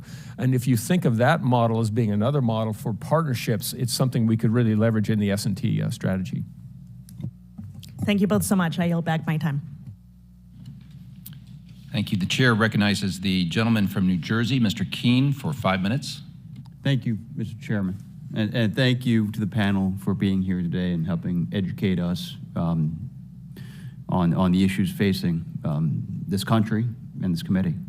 I come from the 7th Congressional District in New Jersey. I would argue it's the most innovative district in the country between life sciences, information technology, manufacturing, many other thought leaders. Many other countries, Ms. Wince-Smith, have introduced more tax and other incentive policies, including modeling their technology transfer policies after those in the United States. How important is it that we continue to foster continued public-private partnerships? And what are some of the areas where the U.S. leads the world and that we cannot afford to lose? Thank you, Congressman, for that question. I think our public-private partnerships are absolutely essential. And I think it also goes to the character of our nation, that we have always been a people that sees opportunities by working outside of our comfort zone, as it were. We've seen that since we were pioneers in coming to this country. So it's essential. And quite frankly, our technology transfer legislation that goes back to the 1980s and the Budil and all of those acts, and they're regulatory acts that were implemented by Congress, have played a huge role in helping us to commercialize technology with the private sector. And I will say in my work, countries around the world are always coming and wanting to study, how do you do these partnerships? They know about them, but they really don't know the secret sauce of what goes into it. And I think we've all been talking about that during the day. So I think it's very exciting, yes, with limited resources, but huge opportunities, that we leverage them, because we're not going to get ahead in advanced semiconductors, beyond Moore's Law, or the battery futures, the biotech, the frontiers, in your state, without these public-private partnerships that involve business, academia, our national labs, and our workforce, including labor. So they are absolutely essential. And I agree with you in that regard. And there's state and then there's federal policy in both areas to create really the creative ecosystem for that. Or what should we be doing to improve those relationships? Well, I think one of the ways to improve those relationships is always to understand the transparency that's involved in them, and also that the partners have sometimes different priorities and different time horizons. An academic researcher has a much longer time framework than someone working at a national lab that has a development component and a mission. And then, of course, business, they really are operating under, quarterly earnings, investors who say, if you don't have your product out there, we're finished with you. So how you meld all those together to advance is not trivial. And that's a challenge, I think, to continue to work on. Thank you. Thank you to you and to the panel. I yield back my time. A change in the geopolitical picture in just the last 30 days has really transformed the importance and significance of your expertise and testimony. And not only the questioning, but the answers that you provided could in fact have historical importance in the years and decades to come. So I really want to thank each one of you for your exceptional expertise and contribution. It's personally near and dear to me. I've spent much of the last 18 years in innovation, working with tech transfer offices in my career in the nuclear Navy, which was very short. But it's, I really do value and appreciate all your different perspectives. So I thank you for your time. I thank also my colleagues and members for their questions. The record will remain open for 10 days for additional written comments and written questions from members, and this hearing is adjourned.